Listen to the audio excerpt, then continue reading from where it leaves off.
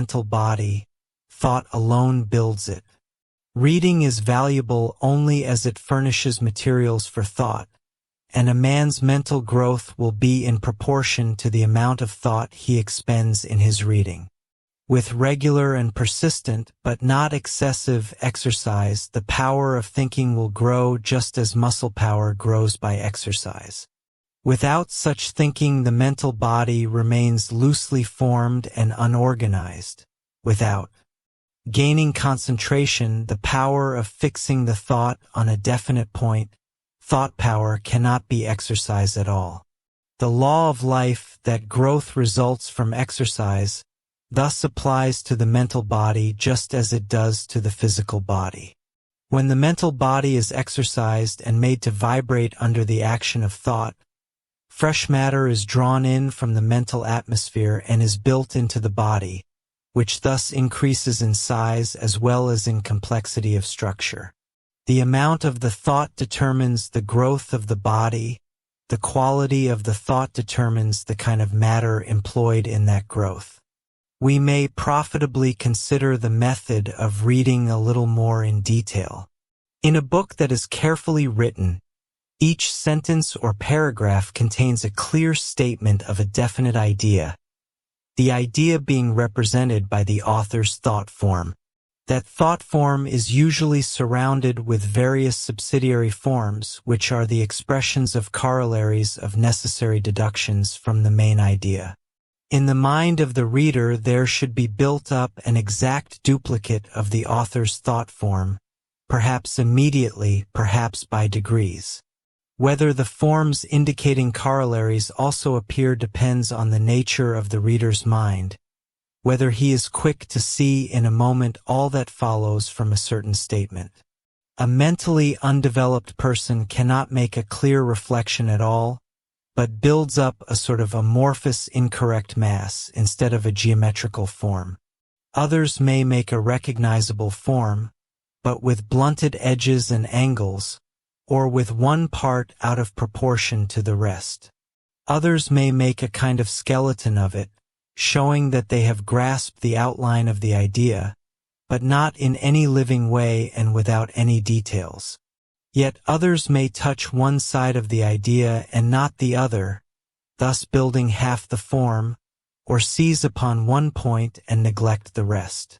A good student will reproduce the image of the central idea accurately and at once, and the surrounding ideas will come into being one by one as he revolves the central idea in his mind.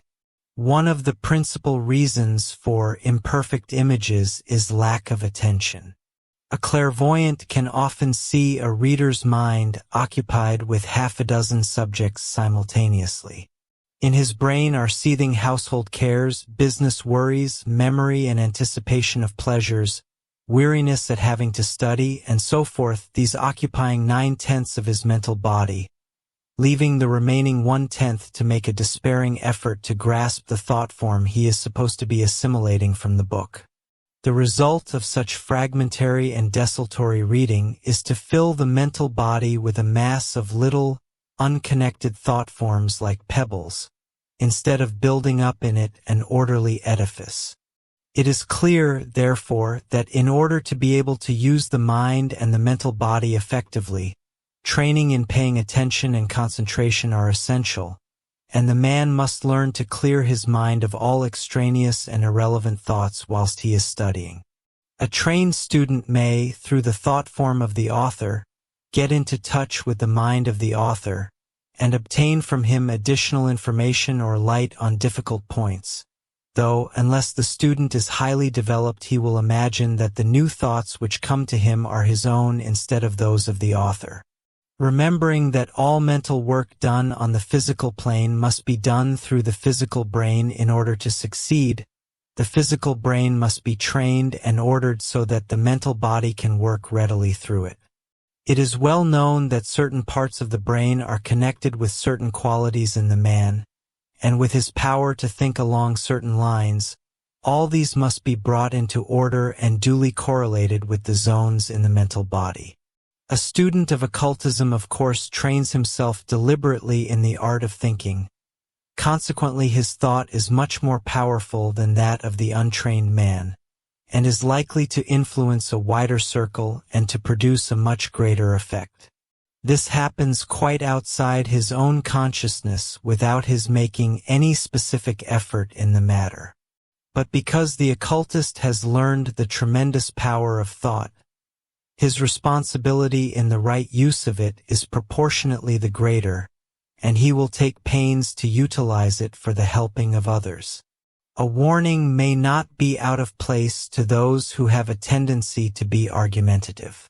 Those who are easily provoked to argument should recollect that when they rush out eagerly to verbal battle, they throw open the doors of their mental fortress, leaving it undefended.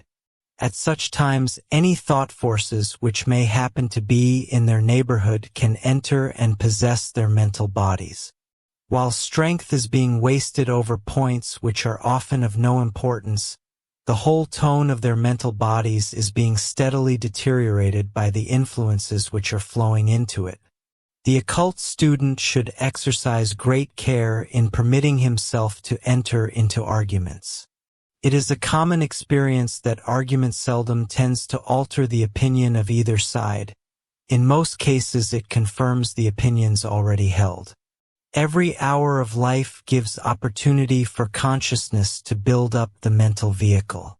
Waking or sleeping, we are ever building our mental bodies. Every quiver of consciousness, though it be due only to a passing thought, draws into the mental body some particles of mental matter and shakes out other particles from it. If the mental body is made to vibrate by pure and lofty thoughts, the rapidity of the vibrations causes particles of the coarser matter to be shaken out, and their place is taken by finer particles. In this way, the mental body can be made steadily finer and purer. A mental body thus composed of finer materials will give no response to coarse and evil thoughts. A mental body built of gross materials will be affected by evil passers-by and will remain unresponsive to and unbenefited by the good. The above applies more specifically to the form side of the mental body. Turning to the life side, the student should also bear in mind that the very essence of consciousness is constantly to identify itself with the not-self, and as constantly to reassert itself by rejecting the not-self. Consciousness, in fact, consists of this alternating assertion and negation. I am this, I am not this. Hence consciousness is and causes in matter the attracting and repelling that we call vibration. Thus, the quality of the vibrations set up by the consciousness determines the fineness or coarseness of the matter which is drawn into the mental body. As we saw in Chapter 11, the thought vibrations of another, whose thoughts are lofty, playing on us tend to arouse vibrations in our mental bodies of such matter as is capable of responding, and these vibrations disturb and even shake out some of that which is too coarse to vibrate at his high rate of activity. Hence, the benefit we receive from another is largely dependent upon our own past thinking, because, to be beneficially affected, we must first have in our mental bodies some of the higher types of matter which his thought can affect. The mental body is subject to the laws of habit just as are the other vehicles.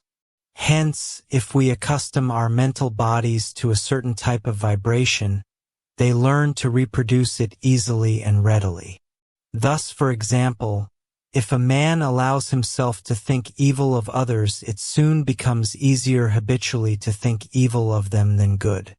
In such ways often arise prejudices which blind a man to the good points of others, and enormously magnify the evil in them. Many persons, through ignorance, fall into habits of evil thought. It is, of course, equally possible to form habits of good thoughts. It is not a difficult matter to train oneself to look for the desirable rather than the undesirable qualities in the people whom we meet. Hence will arise the habit of liking rather than disliking people.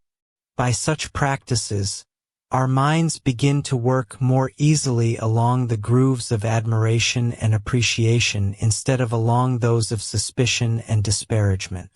A systematic use of thought power will thus make life easier and pleasanter, and also build the right kind of matter into our mental bodies.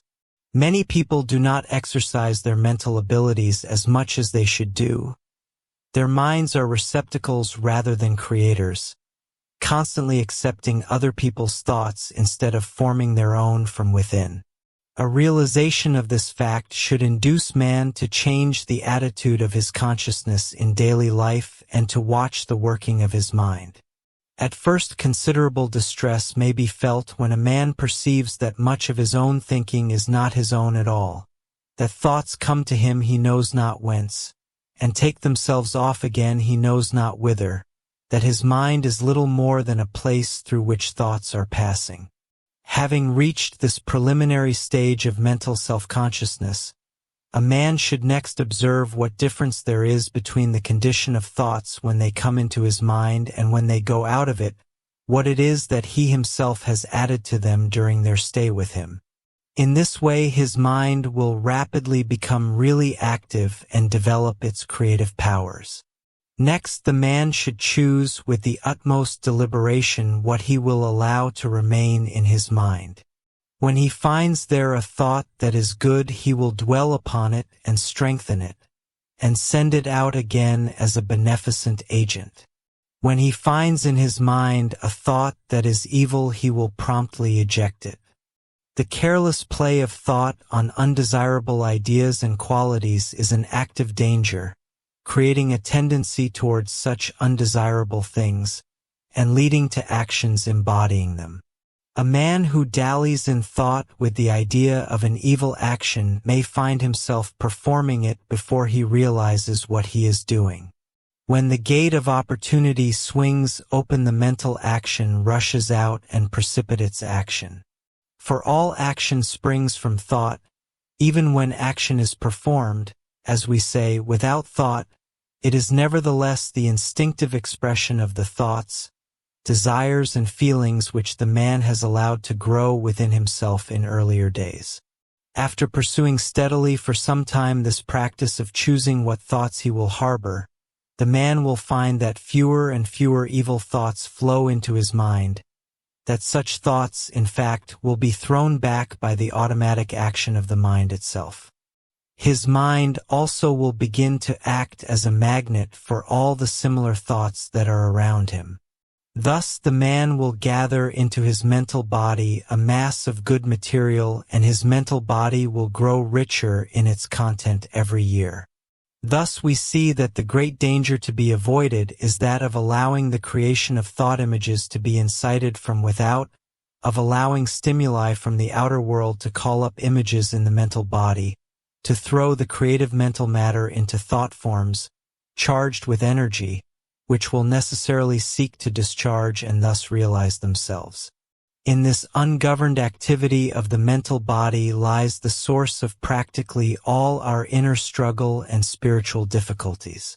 It is ignorance which permits this undisciplined functioning of the mental body, that ignorance should be replaced by knowledge, and we should learn to control our mental bodies, so that they are not roused from without to making images, but are ours to use as we will.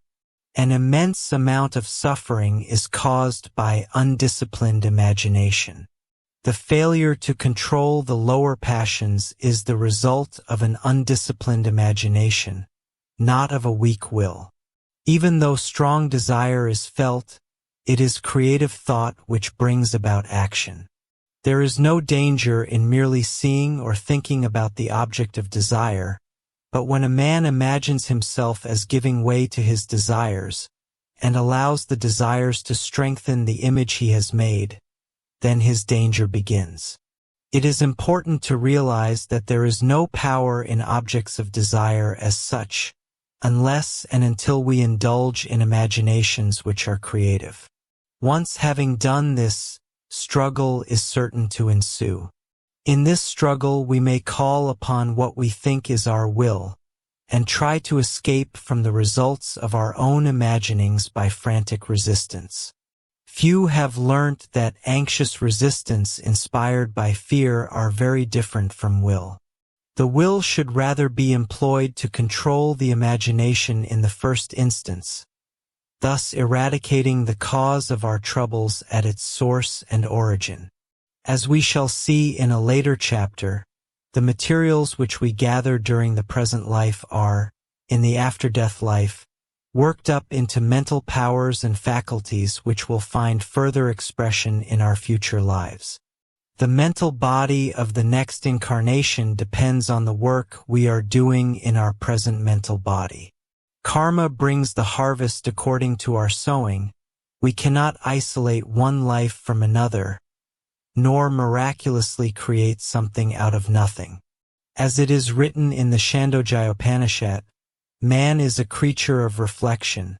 That which he reflects on in this life he becomes the same hereafter. To combat and change habits of thought, a process which involves ejecting from the mental body one set of mental particles and replacing them by others of a higher type, is naturally difficult at first, just as it is usually difficult at first to break physical habits. But it can be done, and, as the old form changes, right thinking becomes increasingly easy and finally spontaneous. There is hardly any limit to the degree to which a man may recreate himself by concentrated mental activity. As we have seen, schools of healing, such as Christian Science, mental science, and others, utilize this powerful agency in obtaining their results, and their utility largely depends upon the knowledge of the practitioner as to the forces which he is employing. Innumerable successes prove the existence of the force. Failures show that the manipulation of it was not skillful or could not evoke sufficient for the task in hand. Expressed in general terms, thought is the manifestation of creativeness, the third aspect of the human triplicity. In Christian terminology, will is the manifestation of God the Father, love of God the Son, and thought or creative activity of God the Holy Ghost. For it is thought in us which acts, which creates, and carries out the decrees of the will. If the will is the king, thought is the prime minister. The occultist applies this creative power to quicken human evolution. Eastern Yoga is the application of the general laws of the evolution of mind to this quickening of the evolution of a particular consciousness. It has been proved, and can ever be reproved, that thought, concentrating itself attentively on any idea, builds that idea into the character of the thinker, and a man may thus create in himself desired quality by sustained and attentive thinking by meditation. Knowing this law, a man can build his own mental body as he wishes it to be as certainly as a bricklayer can build a wall. The process of building character is as scientific as that of developing muscular power. Even death does not stop the work, as we shall see in later chapters. In this work, prayer may be used with great effect, perhaps the most striking instance being found in the life of the Brahmin. The whole of that life is practically one continuous prayer. Though much more elaborate and detailed, it is somewhat similar to the form used in some Catholic convents where the novice is instructed to pray every time that he eats, that his soul may be nourished by the bread of life, every time he washes that his soul may be kept pure and clean, every time he enters a church, that his life may be one long service, and so on. The life of the Brahmin is similar, except that his devotion is on a larger scale and is carried into much greater detail. No one can doubt that he who really and honestly obeys all these directions must be deeply and constantly affected by such action. As we saw in Chapter 4, the mental body has this peculiarity, that it increases in size as well, of course, as in activity as the man himself grows and develops. The physical body, as we know, has remained substantially the same size for long ages. The astral body grows to some extent, But the mental body expands enormously in the later stages of evolution, manifesting the most gorgeous radiance of many-colored lights glowing with intense splendor when at rest, and sending forth dazzling coruscations when in high activity. In a very undeveloped person, the mental body is even difficult to distinguish. It is so little evolved that some care is needed to see it at all. Large numbers of people are as yet incapable of clear thought, especially in the West with regard to religious matters. Everything is vague and nebulous. For occult development, vagueness and nebulosity will not do. Our conceptions must be clear-cut and our thought images definite. These, apart from other characteristics, are essentials in the life of the occultist. The student should realize also that each man necessarily views the external world through the medium of his own mind. The result may be aptly compared to looking at a landscape through colored glass. A man who has never seen except through red or blue glasses would be unconscious of the changes which these made on the true colors of the landscape. Similarly, a man is usually entirely unconscious of the distorting effect due to his seeing everything through the medium of his own mind. It is in this somewhat obvious sense that the mind has been called the creator of illusion.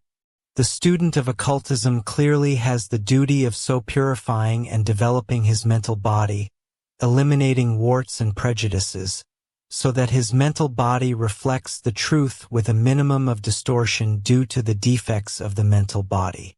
The effect of a man on animals is a matter which we should deal briefly in order to make complete our study of the mental body, its actions and reactions. If a man turns affectionate thought upon an animal, or makes a distinct effort to teach him something, there is a direct and intentional action passing from the astral or mental body of the man to the corresponding vehicle of the animal. This is comparatively rare, the greater portion of the work done being without any direct volition on either side, simply by the incessant and inevitable action due to the proximity of the two entities concerned. The character and type of the man will have a great influence on the destiny of the animal.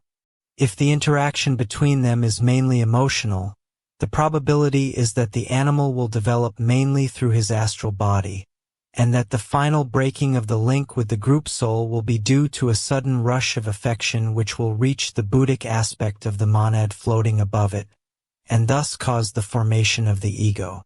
If the interaction is mainly mental, the nascent mental body of the animal will be stimulated, and the animal will probably individualize through the mind. If a man is intensely spiritual or of strong will, the animal will probably individualize through the stimulation of his will. Individualization through affection, intellect, and will are the three normal methods. It is also possible to individualize by less desirable means, through pride, fear, hate, or lust for power. Thus, for example, a group of about 2 million egos individualized in the 7th round of the moon chain entirely through pride, possessing but little of any quality other than a certain cleverness, their causal bodies consequently showing almost no color but orange. The arrogance and unruliness of this group caused all through history constant trouble to themselves and to others. Some of them became the lords of the dark face in Atlantis. Others became world-devastating conquerors or unscrupulous millionaires, well called Napoleons of finance. Some of those who individualized through fear, engendered by cruelty, became the inquisitors of the Middle Ages, and those who torture children at the present day.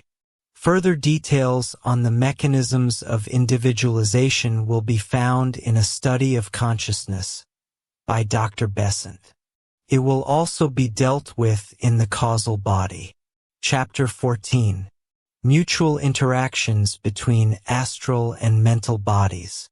The mental body, like the astral body, can gradually be awakened into activity and will learn to respond to the vibrations of its own plane, thus opening to the ego a wholly new and vastly expanded world of knowledge and power. Full development of consciousness in the mental body must not be confused with merely learning to use it to some degree.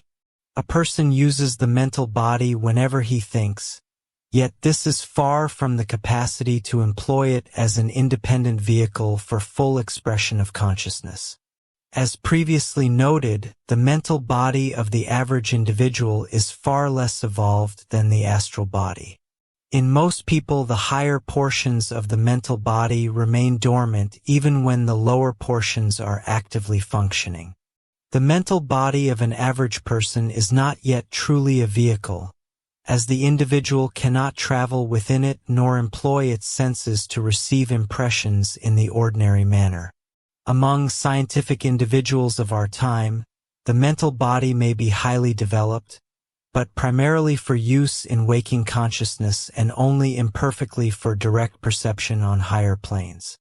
Very few, aside from those trained by members of the Great Brotherhood of Initiates, consciously operate in the mental body, a skill requiring years of meditation and dedicated effort. Until the first initiation, one works at night in the astral body, but once it is fully under control, work in the mental world may begin. When the mental body is fully organized, it becomes far more flexible than the astral body, enabling accomplishments impossible on the astral plane. Mastery of functioning freely in the mental world is necessary for the candidate of the second initiation, which occurs on the lower mental plane. Just as vision on the astral plane differs from the physical plane, so vision on the mental plane is entirely distinct from both. In mental vision, one cannot speak of separate senses such as sight and hearing. Rather, a single general sense responds completely to incoming vibrations, allowing immediate comprehension of any object, its appearance, effects, and possibilities on the mental and lower planes. There is no doubt, hesitation, or delay in this higher sense. Thinking of a place brings immediate presence there. Thinking of a friend brings that friend fully before the mind. Misunderstandings and deception by appearances are impossible, as every thought and feeling of the friend is fully exposed. When two individuals with open higher sense interact, communication is perfect beyond earthly conception. Distance and separation vanish, feelings are fully apparent, and words are unnecessary, as thought pictures are read as formed, and the exchange of ideas occurs instantaneously. Yet even this extraordinary faculty differs only in degree, not in kind, from those available at present. On the mental plane, as on the physical, impressions are conveyed by vibrations traveling from the object to the seer, a condition not applicable on the Buddhic plane, which is beyond the scope of this work. There is not very much that can or should be said regarding mental clairvoyance, because it is highly improbable that any example of it will be met with except among pupils properly trained in some of the highest schools of occultism. For them it opens up a new world in which all that we can imagine of utmost glory and splendor is the commonplace of existence. All that it has to give, all of it at least that he can assimilate, is within the reach of the trained pupil. But for the untrained clairvoyant to touch it is hardly more than a bare possibility. Probably not 1 in 1,000 among ordinary clairvoyants ever reach it at all. It has been reached in mesmeric trance when the subject has slipped from the control of the operator. But the occurrence is exceedingly rare, as it needs almost superhuman qualifications in the way of lofty spiritual aspiration and absolute purity of thought and intention upon the part both of the subject and the operator. Even in such cases, the subject has rarely brought back more than a faint recollection of an intense but indescribable bliss, generally deeply colored by his personal religious convictions. Not only is all knowledge, all, that is, which does not transcend the mental plane, available to those functioning on the mental plane, but the past of the world is as open to them as the present, for they have access to the indelible memory of nature. Thus, for example, for one who can function freely in the mental body, there are methods of getting at the meaning of a book quite apart from the process of reading it. The simplest is to read from the mind of one who has studied it, but this, of course, is open to the objection that one reaches only the student's conception of the book. A second plan is to examine the aura of the book. Each book is surrounded by a thought aura built up by the thoughts of all who have read and studied it. Thus, the psychometrization of a book generally yields a fairly full comprehension of its contents, though, of course, there may be a considerable fringe of opinions held by the various readers but not expressed in the book itself. As mentioned in Chapter 8, in view of the fact that few readers at the present day seem to study so thoughtfully and thoroughly as did the men of old, the thought forms connected with a modern book are rarely so precise and clear-cut as those which surround the manuscripts of the past. A third plan is to go behind the book or manuscript altogether and touch the mind of the author, as described in Chapter 10. Yet a fourth method, requiring higher powers, is to psychometrize the subject of the book and visit mentally the thought center of that subject where all the streams of thought about the subject converge. This matter has been dealt with in Chapter 12 on thought centers.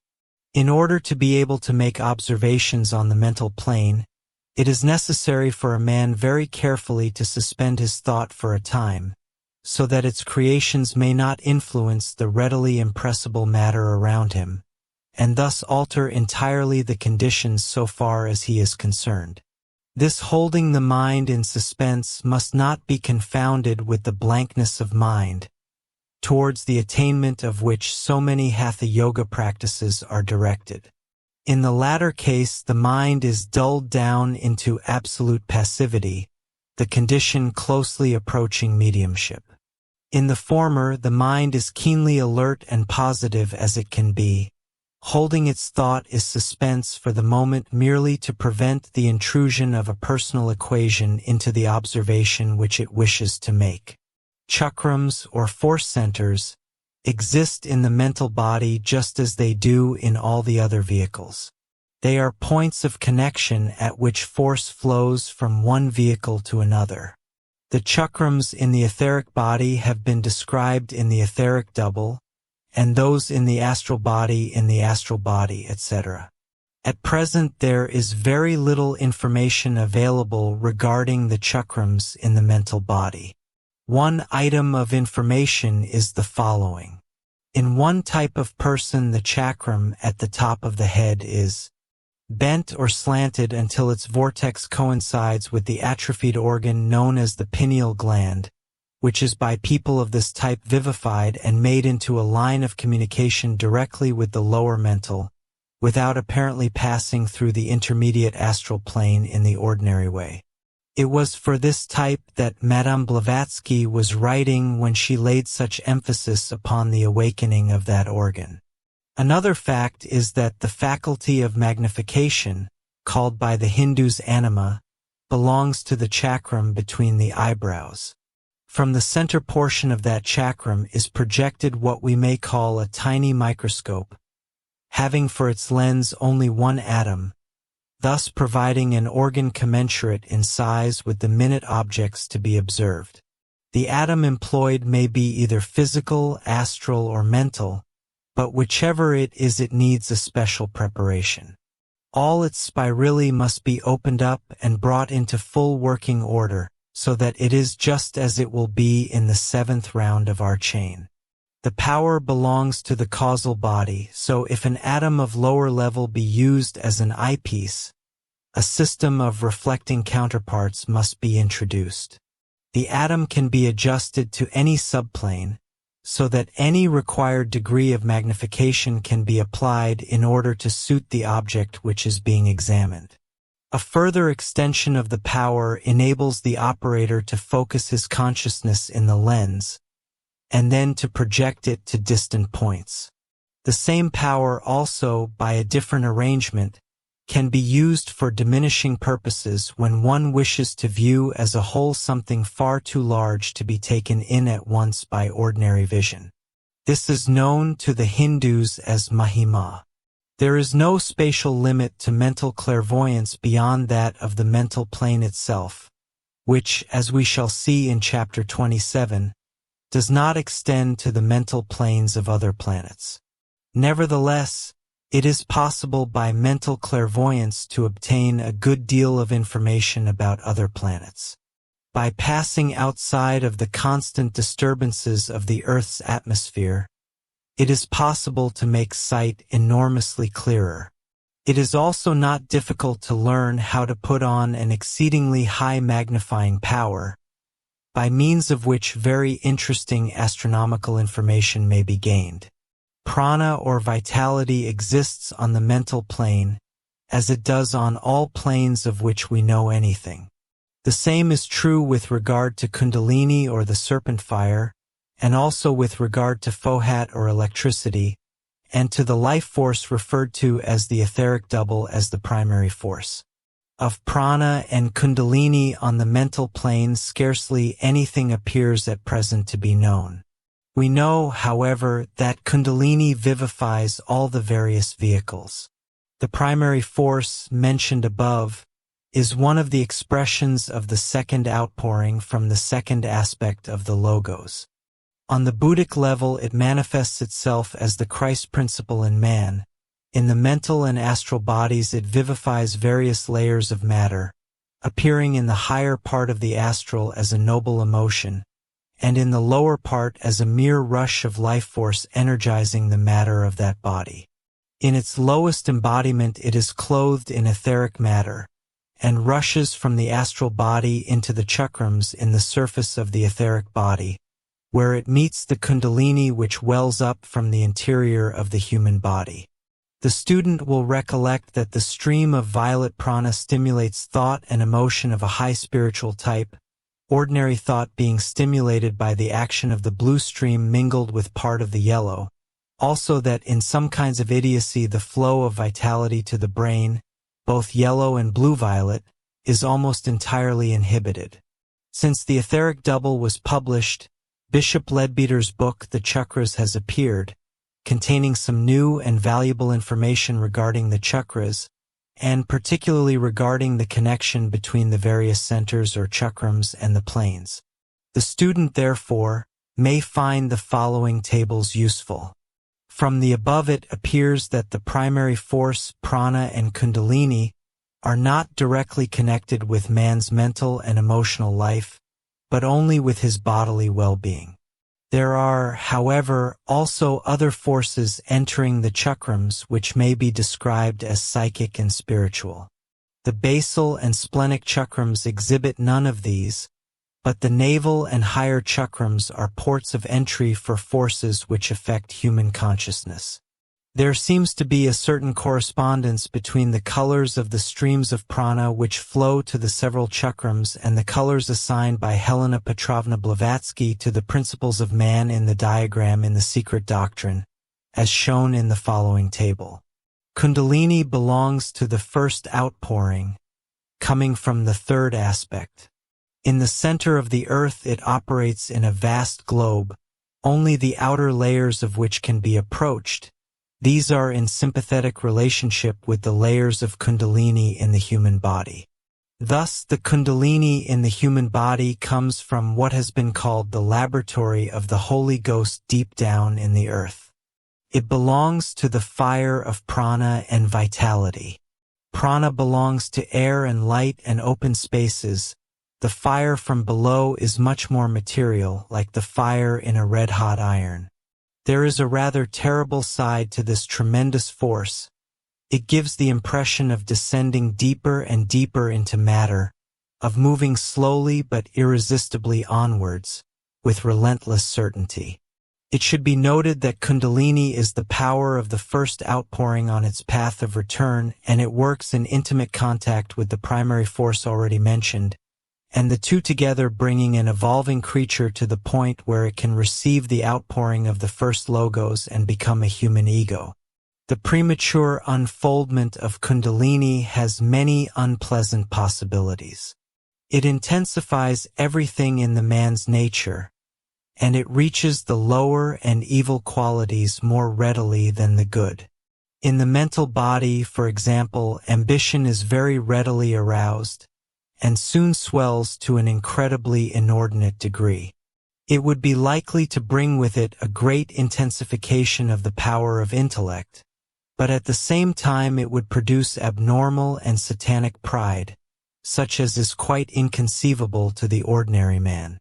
No uninstructed man should ever try to arouse it, and if such an one finds that it has been aroused by accident, he should at once consult someone who fully understands these matters.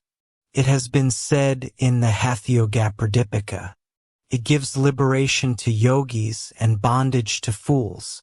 The conquest of Kundalini has to be repeated in each incarnation, since the vehicles are new each time, but after it has been thoroughly achieved its repetition will be an easy matter.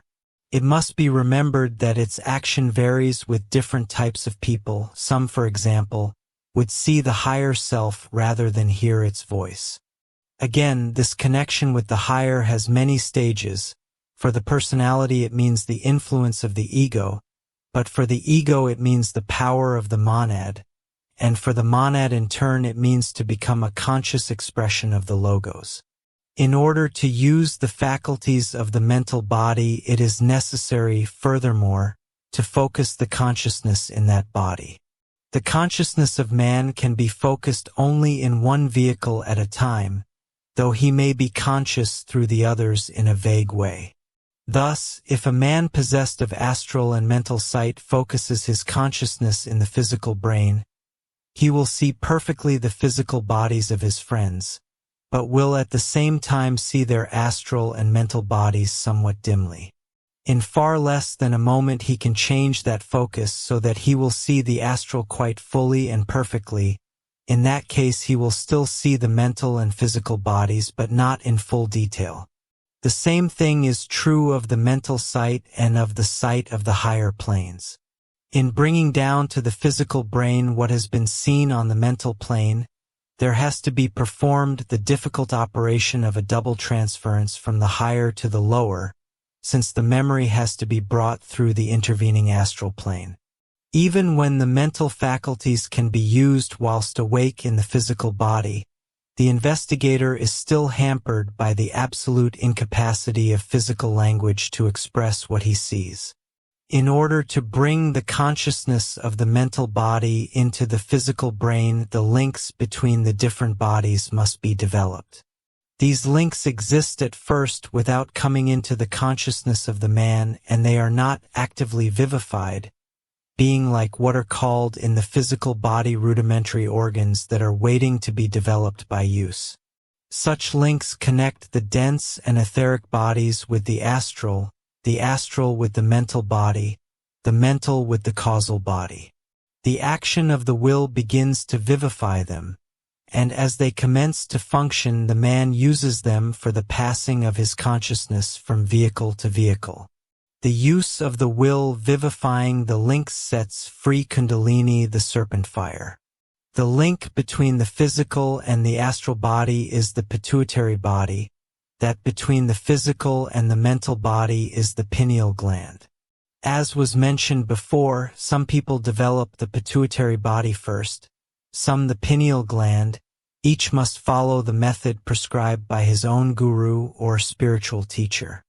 When a man has learnt to leave the physical body in waking consciousness, having developed the links between his vehicles, he has, of course, bridged the gulf between physical life and sleep life.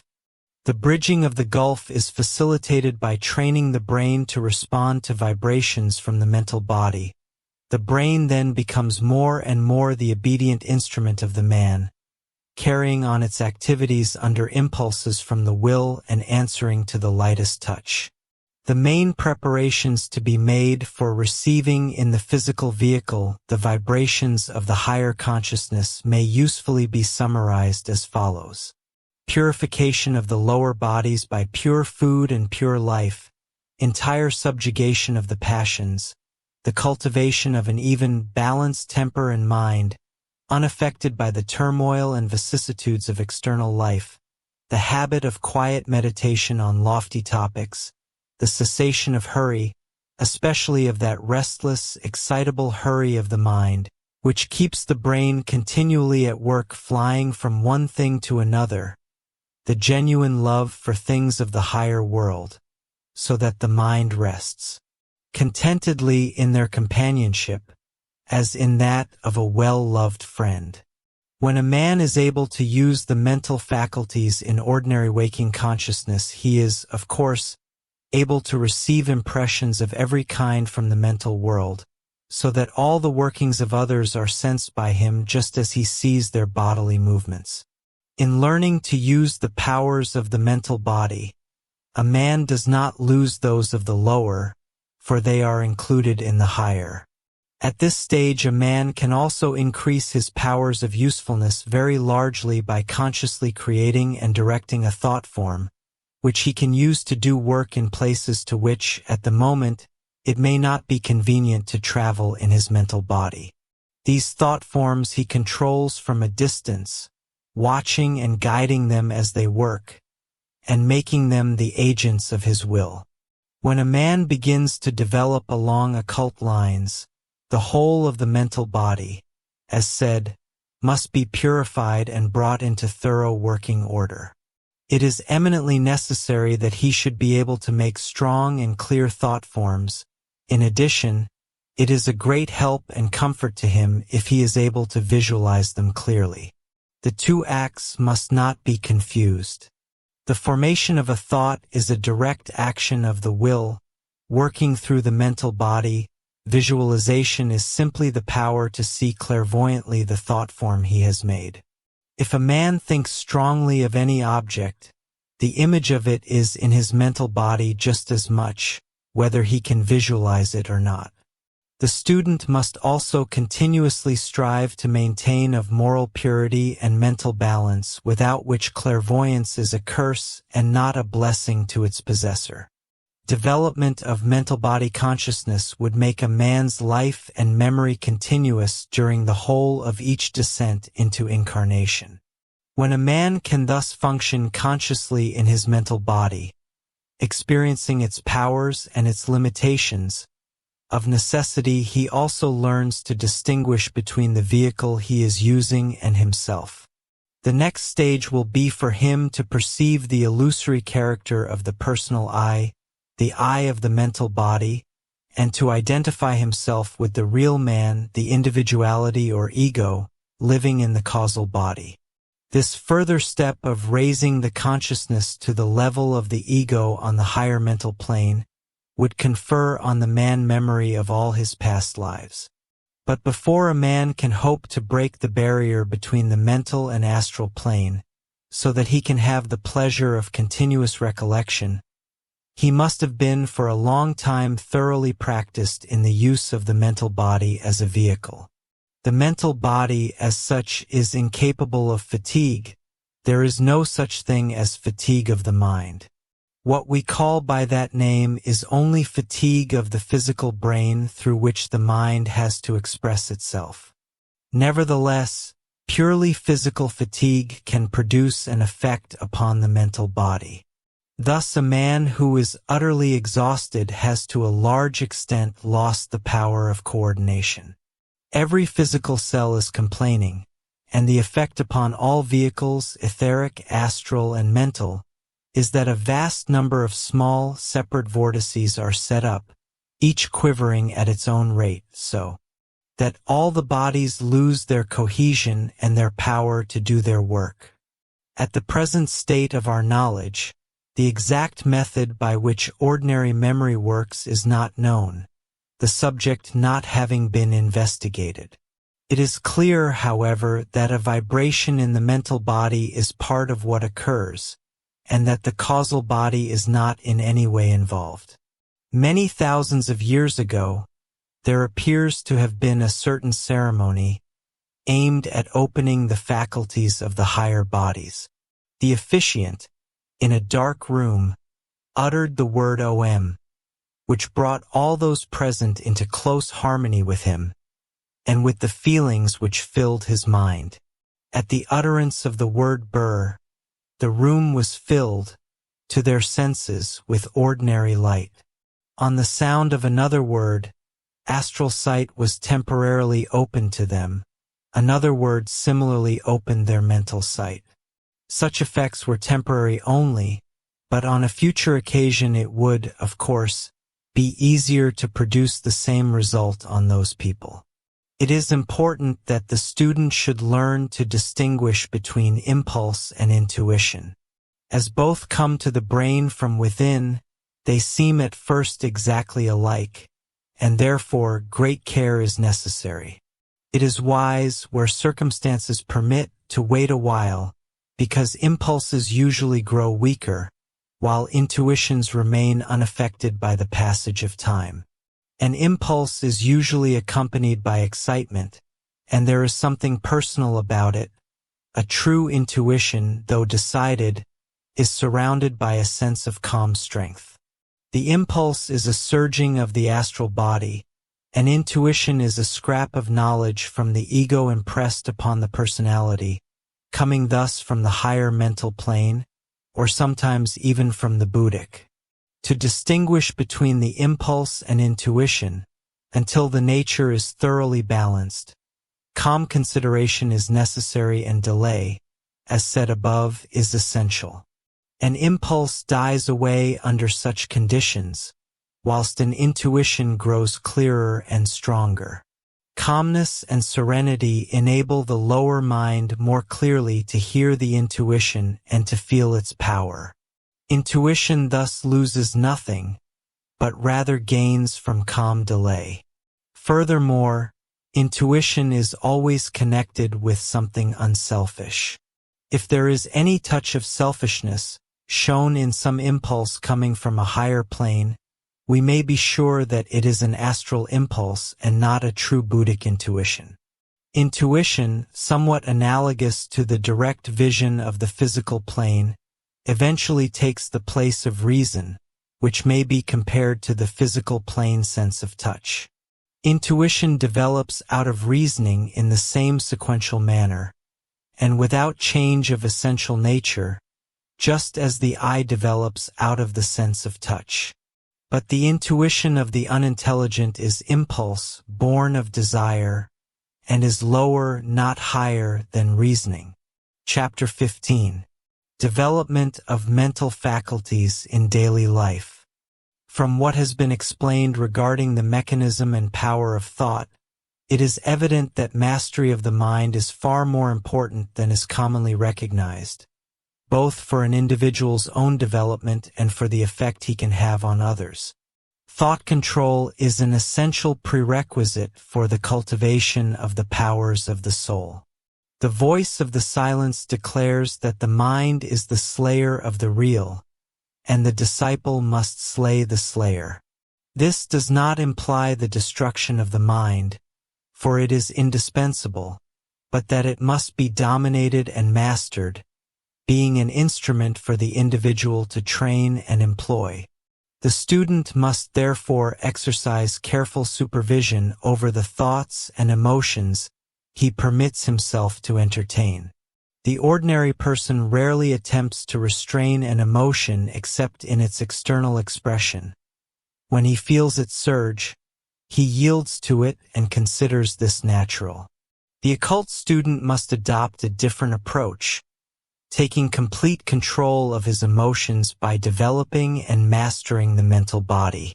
The first step is the realization that the mind is not the self but a tool to be skillfully used. The student must undertake to master both mind and emotions, understanding precisely what he is thinking and why, so that he may direct or still the mind as a practiced swordsman directs his weapon, holding it firmly or turning it at will. In other words, he must acquire concentration, a necessary foundation for all mental work. He must learn to think steadily and consecutively, avoiding sudden shifts or the dispersal of mental energy across numerous trivial thoughts. Most people experience a flood of stray thoughts entering their consciousness unbidden, and being unaccustomed to control, they cannot resist the torrent. They are unfamiliar with true concentrated thought, and this weakness of mind will makes the early stages of occult development difficult.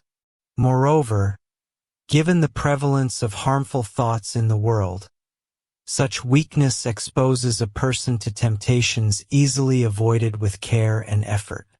On the form side, concentration involves holding the mental body in a single steady image. On the life side, it requires directing attention consistently to reproduce this image within oneself. It is the force of will that compels the mind to remain fixed on one image, ignoring all other impressions.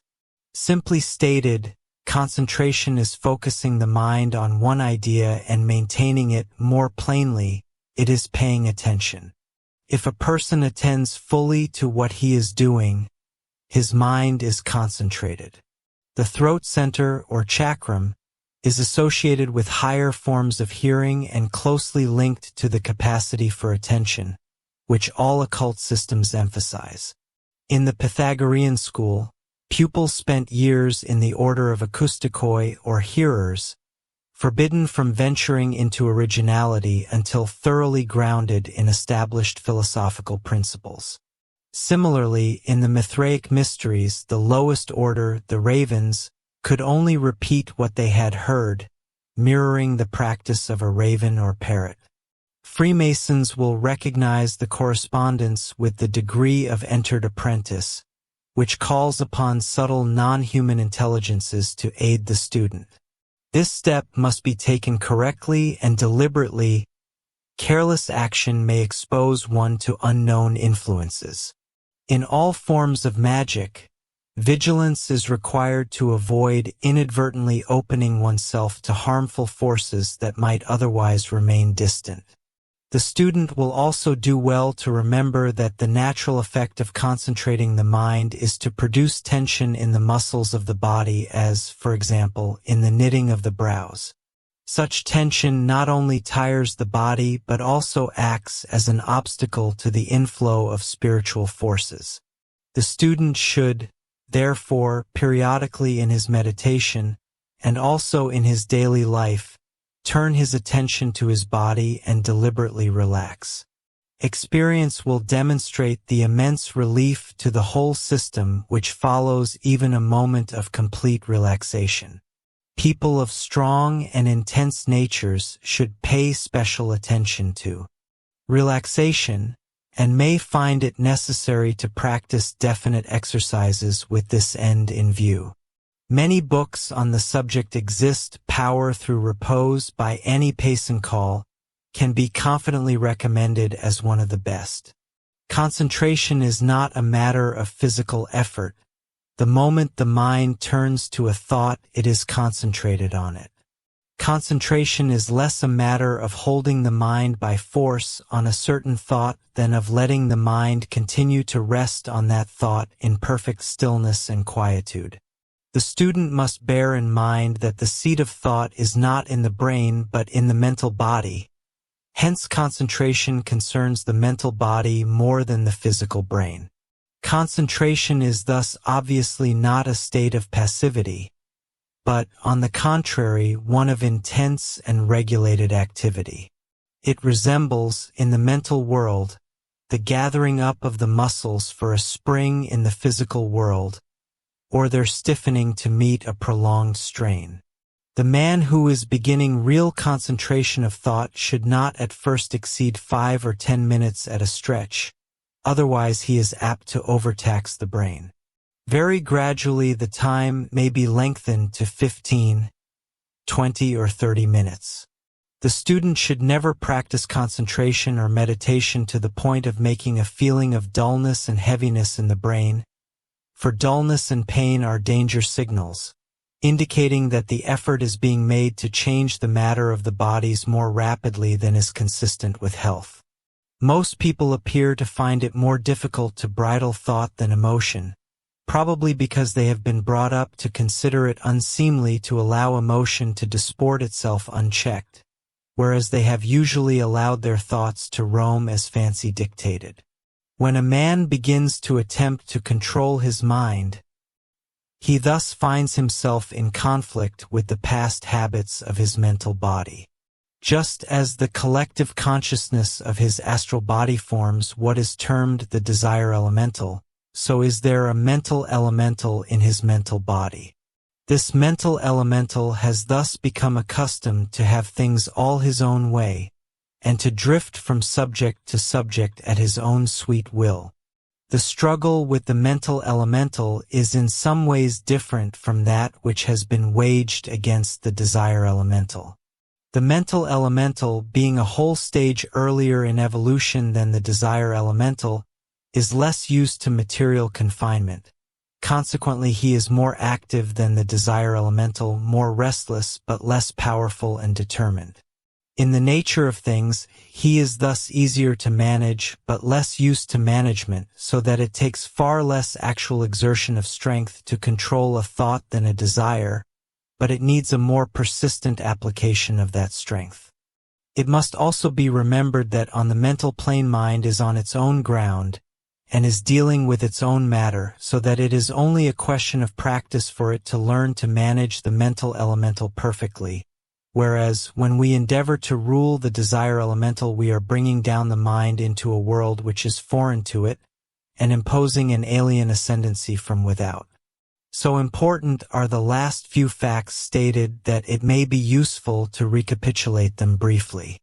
Control of mind is in itself far easier than control of the emotions, but we have had a certain amount of practice in emotional control, and as a rule almost no practice in mind control. Hence the mental exercise seems so difficult to us.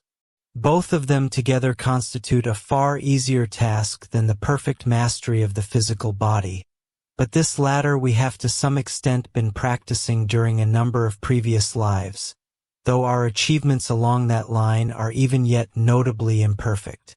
A thorough comprehension of this matter should be distinctly encouraging to the student. One result of such comprehension should be vividly to impress upon him the truth of the remark in the voice of the silence that this earth is the only true hell which is known to the occultist. Lest the above statements may seem untrue or exaggerated, let the student consider the difficulty of banishing by thought power, say, a raging toothache. It is clearly much easier by thought power to banish depression, anger, jealousy, or any other unpleasant emotion, and still easier to deflect the thought from an unpleasant or profitless subject to one more pleasing or useful, or even to stop the mind working altogether. It will now be useful to consider more in detail the obstacles to concentration. These, as we shall see, divide themselves naturally into two main groups. The first has to do with kama or desire, the second with the very nature of mental matter itself. The difficulty in the control of mind was well expressed 5,000 years ago by Arjuna in the immortal dialogue between him and Sri Krishna. This yoga which thou hast declared to be by equanimity, O slayer of Madhu, I see no stable foundation for it, owing to restlessness, for the mind is verily restless, O Krishna. It is impetuous, strong, and difficult to bend. I deem it as hard to curb as the wind. And still is true the answer pointing out the only way to success. Without doubt, O mighty armed, the mind is hard to curb, but it may be curbed by constant practice and by indifference. We will take the two obstacles, the remedies for which are italicized above, in the reverse order. Indifference. This reference is clearly to the power of kama, or desire, to attract, sway, and hold the mind. In Chapter 6 we studied in detail the relation between kama and manas, and saw the manner in which desire continually impels the mind and constantly makes it serve as a minister of pleasure. Thus is the mind induced to seek that which pleases as well as to avoid that which gives pain. Hence it is only by curbing and mastering the emotions that they can be dominated and prevented from dragging the mind away from the task it has set itself to perform. It is well that the student should remind himself that a chaos of petty emotions is unworthy of a rational being, and it is to the last degree undignified that man, who is a spark of the divine, should allow himself to fall under the sway of his desire elemental, a thing that is not even a mineral yet. There would appear to be two principal ways in which this indifference can be attained and utilized as a means to concentration. These we may term the philosophical and the devotional method. The philosophical method. This consists in so modifying and strengthening one's attitude towards everything that normally attracts and binds men that karma or desire is brought completely under control. The man thus becomes indifferent to all objects, whether external or as presented to the mind from within. This method, as observed by the present writer, seems to be difficult to most people of Western temperament, and often tends to create more perplexities than it solves. Yet to people of Eastern temperament, it does not appear to present much difficulty. To expound the method fully would necessitate a treatise on philosophy, which of course is far beyond the scope of the present book. Let a few words suffice to give a general idea of the method. The philosophy of the system described in Discourses 5 and 6 of the Bhagavad Gita, which are called respectively the Yoga of Renunciation of Action and the Yoga of Self-Subdual. Under this system the man neither hatteth nor desireth. He is free from the pairs of opposites. He perceives that the senses move among the objects of sense. He places all actions in the eternal, abandoning attachment. He mentally renounces all actions. He looks equally on a Brahmana adorned with learning and humility, a cow, an elephant, and even a dog and outcast. He neither rejoiceth on obtaining what is pleasant, nor sorroweth on obtaining what is unpleasant. He is unattached to external contacts and findeth joy in the self. He is able to endure the force born from desire and passion, harmonized, happy, intent on the welfare of all beings disjoined from desire and passion. He performeth such action as is duty, independently of the fruit of action, with the formative will renounced, controlled and peaceful, uniform in cold and heat, pleasure and pain, as well as honor and dishonor. He regards impartially lovers, friends and foes, strangers, neutrals, foreigners and relatives, also the righteous and unrighteous. He is free from hope and greed. He is free from longing for all desirable things. He is as a lamp in a windless place. He is not shaken even by heavy sorrow. He abandons without reserve all desire born of the imagination. Little by little he gains tranquility, having made the mind abide in the self. He seeth the self abiding in all beings in the self, and he is completely harmonized. The above constitutes but a bare outline of what we have termed the philosophical method. The method may, in fact, should be modified and adapted within very wide limits to suit the particular individual and the peculiarities of his temperament. The philosophical method, however, as already said, is for many a hard and perplexing path. As, therefore, the dharma of another is full of danger, let such follow the second method, less drastic, now to be described. The devotional method. In this method, instead of attempting to eliminate kama, desire or attachment, the student uses the very force of kama to fix the mind. This is, par excellence, the method of the devotee, who cultivates kama in its highest form to such a degree of intensity that all other attachments become relatively insignificant, and therefore powerless to disturb or distract his attention. One who is of a devotional temperament may achieve his end by fixing his mind on a beloved object or image, the very pleasure which he experiences from a contemplation of that image serving to hold the mind fixed upon it. Even if the mind be forcibly dragged away from it, it will return to it again and again. In this way, a devotee attains to a considerable degree of concentration. Whilst the devotee thus utilizes the element of attraction to a person, a more philosophically minded person may take for his attractive image some profound idea, or even problem. Thus, for him, the intellectual interest, the deep desire for knowledge, provides the binding power of attraction, and so fixes the mind immovably. A useful definition of concentration from this point of view is as follows. The mental practice of concentration is control of mind, domination of mind by a mood, stamped upon it by the will, so that all the thinking will be bent on the purpose chosen. For those who are not definitely devotional, the above method may be considerably modified. This modified method, in fact, is perhaps for most people the easiest of all, being, in fact, what one does in ordinary daily life. It consists in becoming so interested and absorbed in the subject selected that all other thoughts are ipso facto excluded from the mind. The mind should become so engrossed as to induce a state of more or less rapt concentration. The student must learn to accomplish this at will, and will best succeed by cultivating the power and habit of observing and paying attention to outer objects. An object should be taken, examined, and studied minutely in many aspects. No object in nature is in reality dull or uninteresting. If anything seems so, it is rather the failure to appreciate the wonder and beauty of its manifestation lies in our inattentiveness and lack of perception.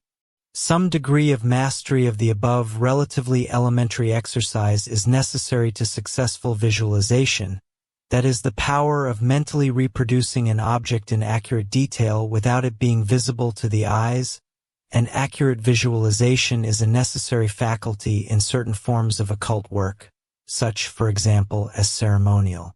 If instead of a concrete object an idea be chosen, a virtue, it should arouse the enthusiasm and devotion of the student, the concentration in this case being chiefly that of the feelings and less conspicuously that of the mind. It is easier to be one-pointed in feeling than in thought, for thought is more subtle and active, but if concentration of feeling can be induced, the mind will to a certain extent follow suit. In the practice of concentration, as well as of meditation, the beginner is apt to find that many little unsatisfied desires and unthought-out problems present hungry mouths ever calling aside the attention. To clear away these obstructions, it is little use trying to repress or suppress them. A better plan is to give them their due, appoint them a time, and think them out. A mind cannot overcome such vacillation as leaves its problems perpetually unsettled, cannot succeed in concentration, let alone meditation. The student must decide to arbitrate his problems, abide by his own decisions, and then refuse to think the same matter over and over again. The ability to do this grows with practice and with the habit of putting decisions into action. Constant practice. The reference here seems to be the quality of restlessness, which is more or less inherent in mental matter, and in mental elemental essence. The elemental essence, in fact, is largely responsible for our wandering thoughts, as it darts constantly from one thing to another. But as mental matter is subject to the laws of habit just as is all matter, it is possible to train it, by constant practice, until it becomes habitual for it to be the reverse of restless, and thus to fashion it into the willing and obedient servant of the real man, the thinker. The quickest and best way to overcome the wanderings of the mind is, of course, to use the will. Whatever method, in fact, be chosen, The will must be used to some extent. There are some people who rely solely on the force of the will, whilst others prefer to assist and supplement their willpower by philosophy, devotion, or by any other devices that they may be able to discover for themselves. It is, of course, possible to make a shell around oneself, and thus exclude thoughts from outside, but this method is not recommended as a permanent plan, for shells, after all, are but crutches. If, however, such a shell be employed, it must be recognized that it cannot prevent wandering thoughts from arising within the man's own mind, but it can prevent the intrusion from without of casual floating thoughts which have been left about by other people.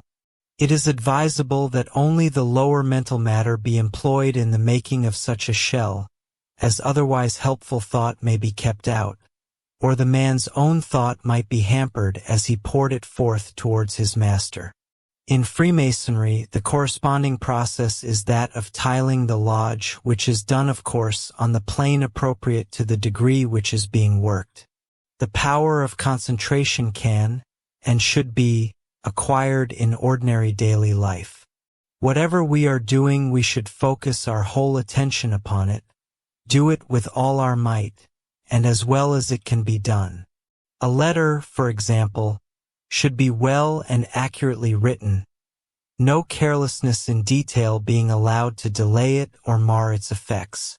A book should be read with full attention and effort to grasp the author's meaning. No day should pass without some definite exercise of the mind, for it is only by exercise that strength comes. Disuse means always weakness and atrophy. The mechanism of worry and the method of eliminating it should be grasped by the student. Work, unless excessive, does not injure the thought apparatus, but, on the contrary, strengthens it. But the mental process of worry definitely injures it, and after a time produces nervous exhaustion and irritability, which render steady mental work impossible. Worry is the process of repeating the same train of thought over and over again with small alterations, coming to no result, and often not even aiming at a result. It is the continued reproduction of thought forms initiated by the mental body and the brain, not by the consciousness, and imposed by them on the consciousness. The thinker, having failed to solve his problem, remains unsatisfied. Fear of anticipated trouble keeps him in an anxious and restless condition. Under this impulse, which is undirected by the thinker, the mental body and brain continue to throw up images which have already been shaped and rejected. In worry, the thinker is the slave instead of the master of his bodies. Worry being largely due to automatism, the same property of matter can be utilized to overcome it. Perhaps the best way to get rid of a worry channel is to dig another of an exactly opposite character. This may be done by dwelling in meditation on such a thought as the self is peace, that self am I. The self is strength, that self am I. As he thus broods, the peace he is contemplating will enfold him, and he will be filled with the strength he has pictured to himself in thought. The precise formulation of ideas for the meditation can, of course, be suited to the particular individual. The student must learn not only to think, but also to cease thinking at will. When the work of thought is over, it should be dropped completely and not allowed to drift on vaguely, touching the mind and leaving it, like a boat knocking itself against a rock. A man does not keep a machine running when it is not turning out work, needlessly wearing the machinery.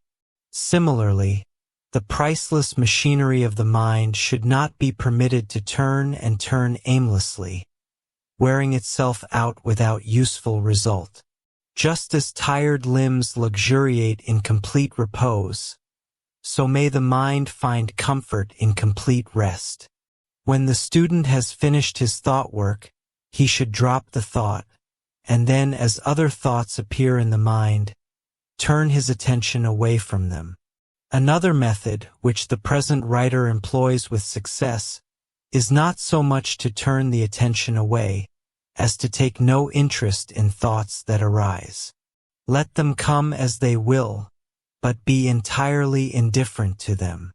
After a short time, no fresh life being infused into them, they cease to appear, and a complete stillness, entirely free from thought of any kind, is experienced, which is exceedingly restful, both to the astral and the mental bodies. Cessation of thought is a necessary preliminary to work on the higher planes.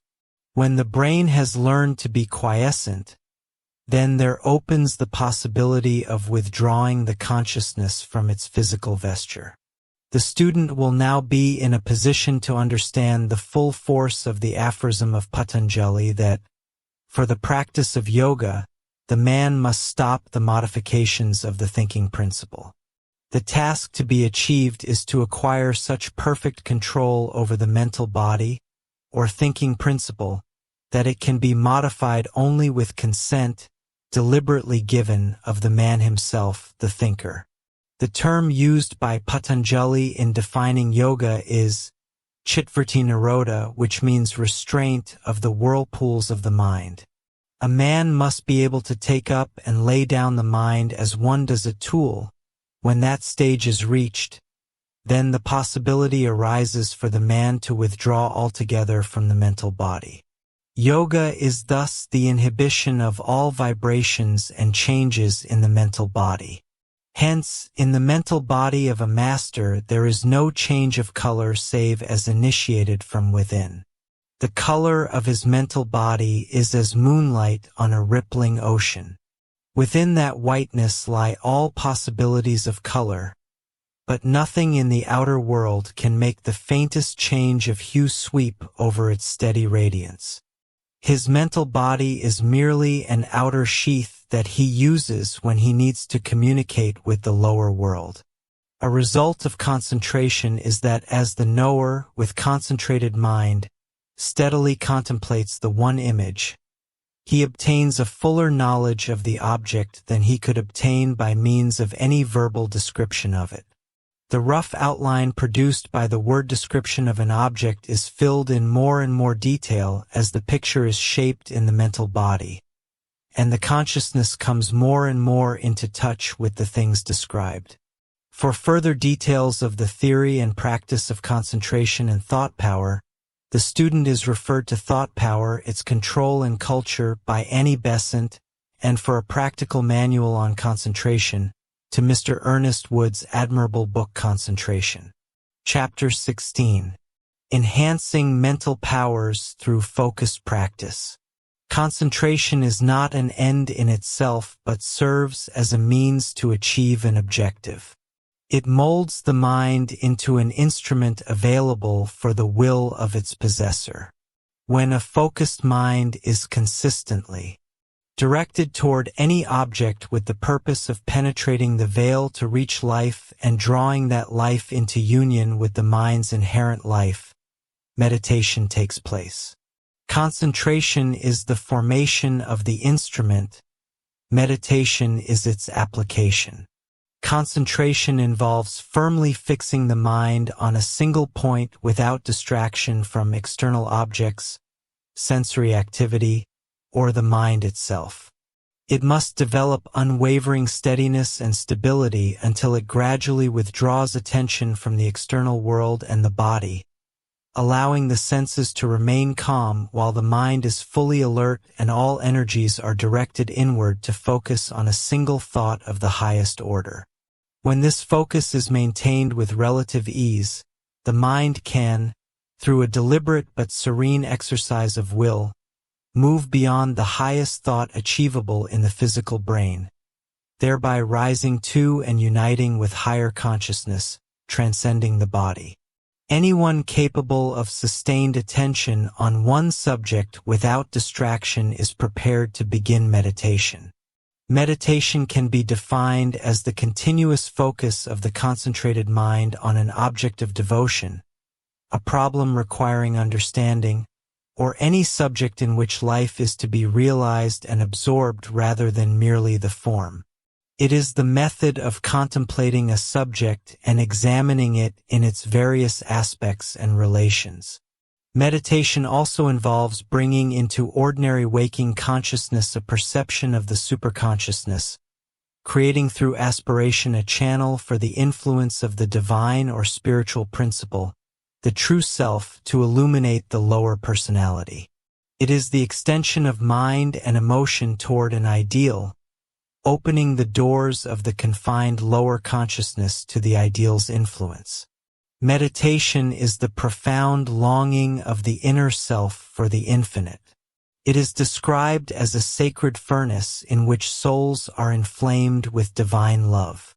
The chosen ideal may be abstract, such as a virtue, may embody divinity within humanity, or may be personified as a divine teacher. In all cases, meditation uplifts the soul toward its divine origin, reflecting the individual self's desire to unite with the universal self.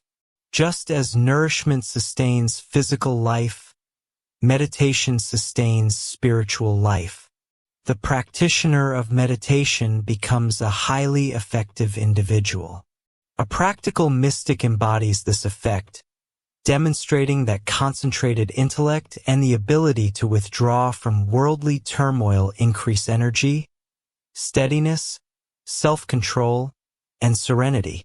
Such a person does not waste time, scatter energy, or miss opportunities and governs events because their inner power shapes outer outcomes, sharing in divine life and power. When the mind remains fixed on a single image and the observer contemplates it consistently, understanding of the object surpasses what verbal description alone could convey. As concentration refines the mental representation, initial outlines derived from descriptions gain clarity and detail through closer contact with the object. All religions endorse meditation, and every philosophical school has acknowledged its value. Just as a man who wishes to be strong uses prescribed exercises to develop his muscles, so the student of occultism uses definite and prescribed exercises to develop his astral and mental bodies.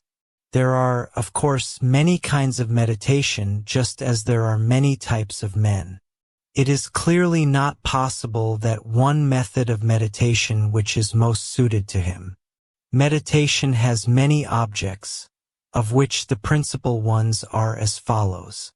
It ensures that at least once a day a man shall think of high and holy things, his thoughts being taken away from the petty round of daily life, from its frivolities and its troubles. It accustoms the man to think of such matter, so that after a time they form a background to his daily life, to which his mind returns with pleasure when it is released from the immediate demands of his business.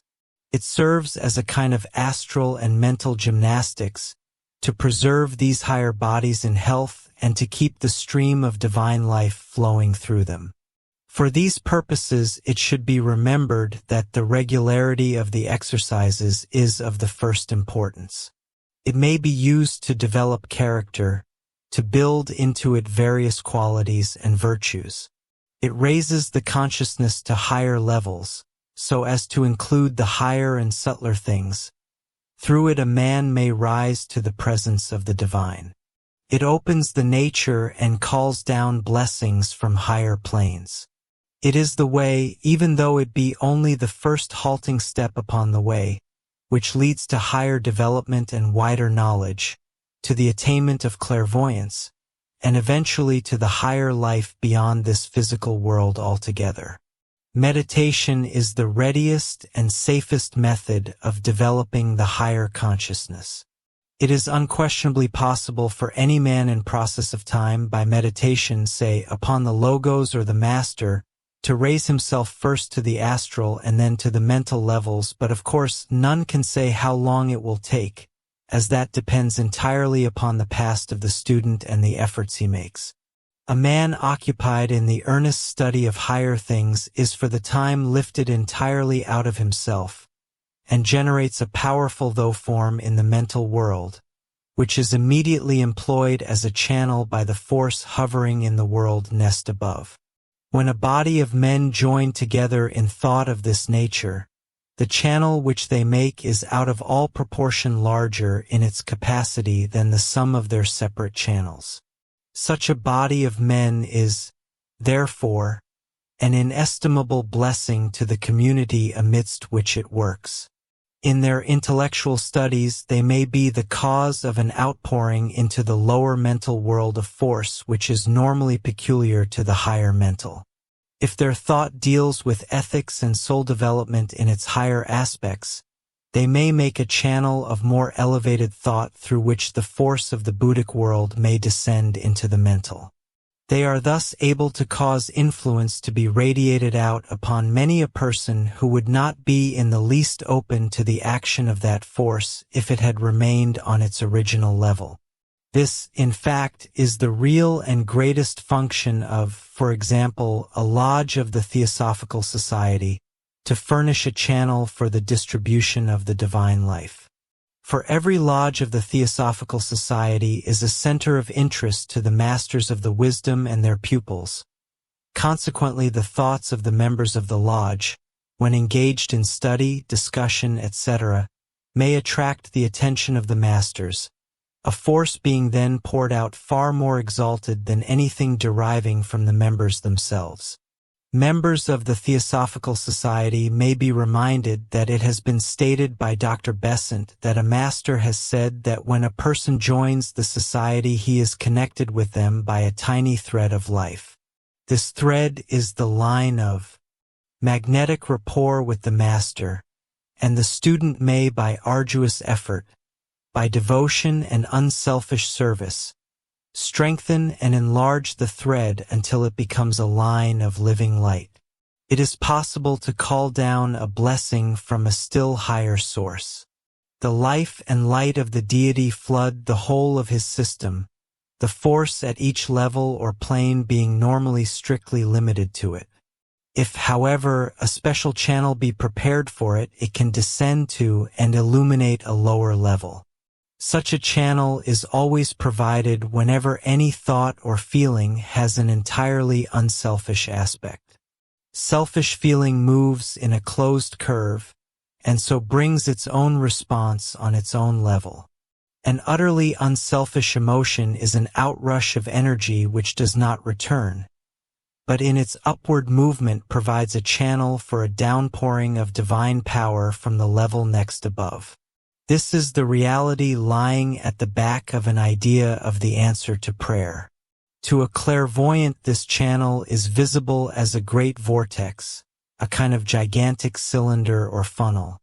This is the nearest explanation that can be given in the physical world, but it is inadequate because as the force flows down through the channel it somehow makes itself one with the vortex, and issues from it colored by it and bearing with it distinctive characteristics which show through what channel it has come. By meditation, a man's astral and mental bodies gradually come out of chaos into order, slowly expand, and gradually learn to respond to higher and higher vibrations. Each effort helps to thin the veil that divides him from the higher world and direct knowledge. His thought forms grow day by day more definite, so that the life poured into them from above becomes fuller and fuller.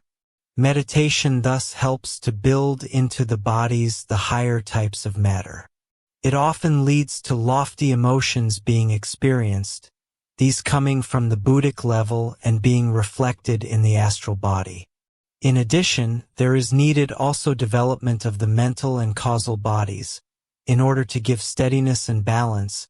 Otherwise, fine emotions which sway the man in the right direction may very readily become a little twisted and sway him along other and less desirable lines. With feeling alone, perfect balance or steadiness can never be obtained. The directing power of mind and will is needed as well as the motive force of emotion. In practicing meditation, the student may find useful a knowledge of the 5 stages of mind as expounded by Patanjali. He should recollect, however, that these stages are not confined to the mental plane, but exist in appropriate form on every plane. They are Kshipta, the butterfly mind, which darts constantly from one object to another. It corresponds to activity on the physical plane. Muda, the confused stage in which the man is swayed and bewildered by emotions. It corresponds to activity in the astral world. Vikshipta, the state of preoccupation of infatuation by an idea. The man is possessed, we might say obsessed, by an idea. This corresponds to activity in the lower mental world. The man should learn viveka, which has to do with the cognitional aspect of consciousness. Ekagrata, one-pointedness, the state of possessing an idea instead of being possessed by it. This corresponds to activity on the higher mental plane. The man should here learn Vairagya, which has to do with the activity aspect of consciousness. Niruddha, self-control, rising above all ideas. The man chooses as he wills according to his illumined will. This corresponds to activity on the Buddhic plane. The man should here learn Shatsampati, which has to do with the will aspect of consciousness. When complete control has been acquired, so that the man can inhibit all motions of the mind, then he is ready for samadhi, corresponding to contemplation, with which we shall deal more fully in our next chapter. Meanwhile, for the sake of completeness, it is desirable to give here a preliminary idea of samadhi. Etymologically, samadhi means fully placing together, and may therefore be rendered into English as composing the mind, collecting it all together, checking all distractions. Yoga, says Vyasa, is the composed mind. This is the original meaning of samadhi, though it is more often used to denote the trance state, which is the natural result of perfect composure. Samadhi is of 2 kinds. Samprajnata samadhi, samadhi with consciousness turned outwards towards objects. Asamprajnata samadhi, samadhi without consciousness, with consciousness turned inwards, withdrawn into itself so that it passes into the next higher vehicle. For convenience of reference, these facts are set out in tabular form on page 146. The student may also like to have a brief enumeration of the 4 states of mind spoken of in yoga. They are Jagrat, waking consciousness; Svapna, dream consciousness, consciousness working in the astral body and able to impress its experiences upon the brain; Sushupti, deep sleep consciousness working in the mental body and not able to impress its experiences on the physical brain; Turiya, trance consciousness so far separated from the brain that it cannot readily be recalled by outer means. It is important to note, however, that these 4 states of consciousness exist on every plane. The following gives examples of the 4 states in physical consciousness, and is arranged in tabular form for the sake of compactness and clarity. It should also be noted that the terms are relative, thus, for most people, Jagrat or waking consciousness is that part of the total consciousness which is functioning in the brain and nervous system, and which is definitely self-conscious. We may think of consciousness as a great egg of light, of which one end only is inserted into the brain. That end is the waking consciousness. But, as self-consciousness is developed in the astral world, and the brain develops sufficiently to answer to its vibrations, astral consciousness becomes a part of the waking consciousness. The mental consciousness would then be the svapna or dream consciousness. Similarly, when mental self-consciousness is developed, and the brain answers to it, the waking consciousness includes the mental. And so on, until all the consciousness on the 5 planes is included in the waking consciousness. This enlarging of waking consciousness involves development in the atoms of the brain as well as the development of certain organs in the brain and of the connections between the cells. For the inclusion of astral self-consciousness, the pituitary body must be developed, and the fourth set of spirali in the atoms must be perfected. For the inclusion of mental self-consciousness, the pineal gland must be active, and the fifth set of spirali in thorough working order. If these physical developments are not achieved, then the astral and mental consciousness remain superconsciousness and are not expressed through the brain. Again, if a man possesses no physical body, then his Jagrat or waking consciousness is his astral consciousness. Thus, a wider definition of Jagrat would be that it is that part of the total consciousness which is working through its outermost vehicle.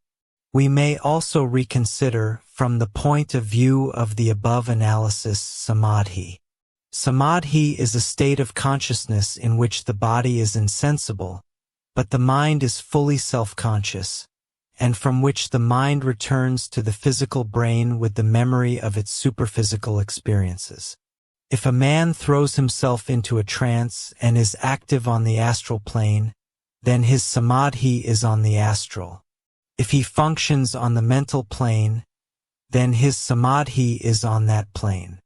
The man who can practice samadhi can thus withdraw from the physical body so as to leave it insensitive while his mind is fully conscious. Samadhi is therefore a relative term. Thus a master begins his samadhi on the plane of Atma and rises thence to the higher cosmic planes. The word samadhi is also sometimes used to denote the condition just beyond the level where a man can retain consciousness. Thus, for a savage whose consciousness is clear only on the physical plane, the astral plane would be samadhi. It means that when the man comes back to his lower vehicles, he would bring with him no definite additional knowledge and no new power of doing anything of use. This kind of samadhi is not encouraged in the highest schools of occultism. Going to sleep and going into samadhi are largely the same process, but while one is due to ordinary conditions and has no significance, the other is due to the action of the trained will and is a priceless power. Physical means of inducing trance, such as hypnotism, drugs, staring at a black spot on a white ground, or at the point of the nose and other similar practices belong to the method of Hatha Yoga and are never employed in Raja Yoga. To a clairvoyant, the difference between a mesmerized subject and the self-induced trance of a yogi is at once apparent. In the mesmerized or hypnotized subject, all the principles are present, the higher manas paralyzed, buddhi severed from it through that paralysis, and the astral body entirely subjected to lower manas and kama. In the yogi, on the other hand, the principles of the lower quaternary disappear entirely, except for hardly perceptible vibrations of the golden-hued prana and a violet flame streaked with gold rushing upwards from the head and culminating in a point. The mesmerized or hypnotized person recollects in his brain nothing of his experiences. The yogi remembers everything that has happened to him. A few practical examples will perhaps best illustrate some of the methods employed in meditation.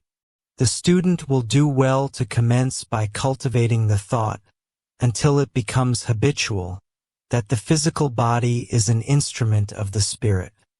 He should think of the physical body, how it is possible to control and direct it, and then should separate himself in thought from it, repudiate it, in fact. Next, perceiving that he can control his emotions and desires, he should repudiate the astral body, with its desires and emotions, then picturing himself as in the mental body, and again reflecting that he can control and direct his thoughts, he should repudiate his mind, and should then let himself soar into the free atmosphere of the spirit where is eternal peace. Resting there for a moment, let him strive with great intensity to realize that that is the real self. Descending again in consciousness, he should endeavor to carry with him the peace of the Spirit into his different bodies. Another exercise would be to direct the meditation to character building, selecting for the purpose of virtue, let us say harmlessness. The attention having been concentrated, the subject is thought about in its many aspects. Harmlessness is act, in speech, in thought, in desire, how harmlessness would be expressed in the life of the ideal man, how it would affect his daily life, how he would treat people if he had fully acquired the virtue, and so forth. Having thus meditated upon harmlessness, he would carry with him into the daily life a state of mind that would soon express itself in all his action and thoughts. Other qualities could, of course, be similarly treated. A few months of earnest effort along these lines would produce wonderful changes in a man's life, as described in the memorable words of Plotinus. Withdraw into yourself and look. And if you do not find yourself beautiful as yet, do as does the creator of a statue that is to be made beautiful. He cuts away here, he smooths there, he makes the line lighter, this other purer, until he has shown a beautiful face upon the statue. So do you also, cut away all that is excessive, straighten all that is crooked, bring light to all that is shadowed, labor to make all glow with beauty, and do not cease chiseling your statue until there shall shine out on you the godlike splendor of virtue, until you shall see the final goodness surely established in the stainless shrine. Meditation upon a virtue thus causes a man gradually to grow into the possession of that virtue, as finely said in the Hindu scriptures. What a man thinks on, that he becomes, therefore think on the eternal. And again, man is the creation of thought. An excellent example of what may be done in this manner by meditation is that of a certain man who for 40 years meditated daily upon truth. The effect was that he so tuned himself to the mode of truth that he always knew when a man was lying by the jar that he felt in himself. It so happened that the man was a judge, so that his faculty must have stood him in good stead. In this work a man is employing his imagination, the great tool used in yoga. If a man imagines in his thought that he has a certain quality, he is halfway to possessing that quality. If he imagines himself free from a certain failing, he is halfway to being free from that failing. So powerful a weapon is a trained imagination that a man may by its use rid himself of half his troubles and his faults. It is not wise to brood over faults, as it tends to encourage morbidness and depression which act as a wall, shutting out spiritual influences. In practice, it is better to ignore faults of disposition so far as may be done, and to concentrate on building the opposite virtues. Success in the spiritual life is gained less by fierce wrestling with the lower nature than by growing into the knowledge and appreciation of higher things. For once we have sufficiently experienced the bliss and joyousness of the higher life, by contrast the lower desires pale and lose their attractiveness. It was said by a great teacher that the best form of repentance for a transgression was to look ahead with hopeful courage, coupled with the firm resolve not to commit the transgression again. Next, suppose the purpose of the meditation is to be intellectual, understanding of an object and the relation of it to other objects. It is important for the student to recollect that the first work of the knower is to observe accurately, for on the accuracy of the observation depends the thought. If the observation is inaccurate, then out of that initial error will spring a number of consequent errors that nothing can put right save going back to the very beginning.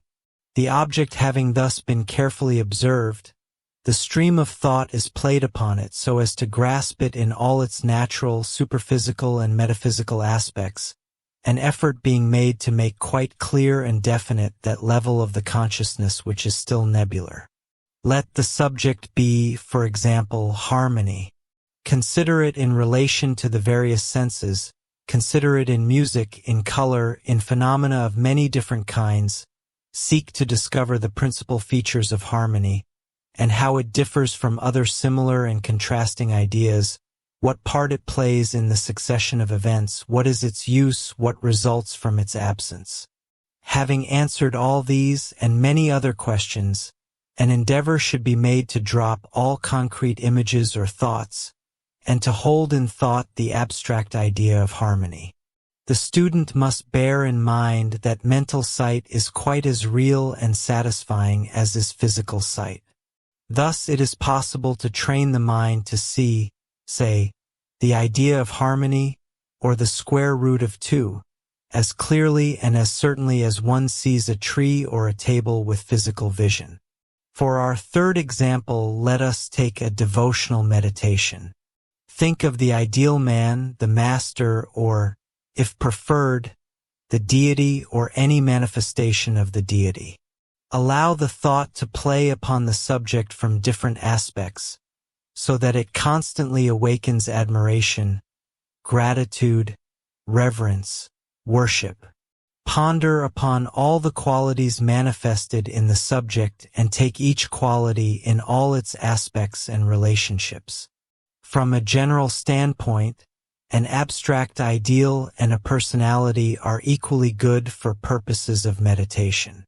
A person of intellectual temperament will usually find the abstract ideal the more satisfactory.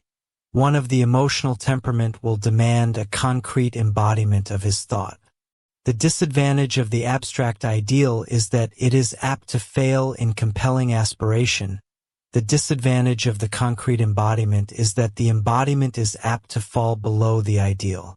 We may here take a special notice of the result of meditating on the master. This makes a definite link with the master, which shows itself to the clairvoyant vision as a kind of line of light. The master always subconsciously feels the impinging of such a line and sends out along it in response a steady stream of magnetism which continues to play long after the meditation is over. If a picture is used for purposes of meditation, it may often be observed to change in expression. This is because the will can be trained to act directly upon physical matter, the actual physical particles being unquestionably affected by the power of strong sustained thought. One other form of meditation may be given, that of mantric meditation.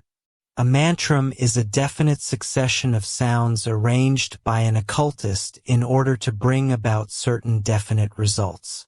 Those sounds, repeated rhythmically over and over again in succession, synchronize the vibrations of the vehicles into unity with themselves. A mantram is thus a mechanical way of checking vibrations, or inducing the vibrations that are desired.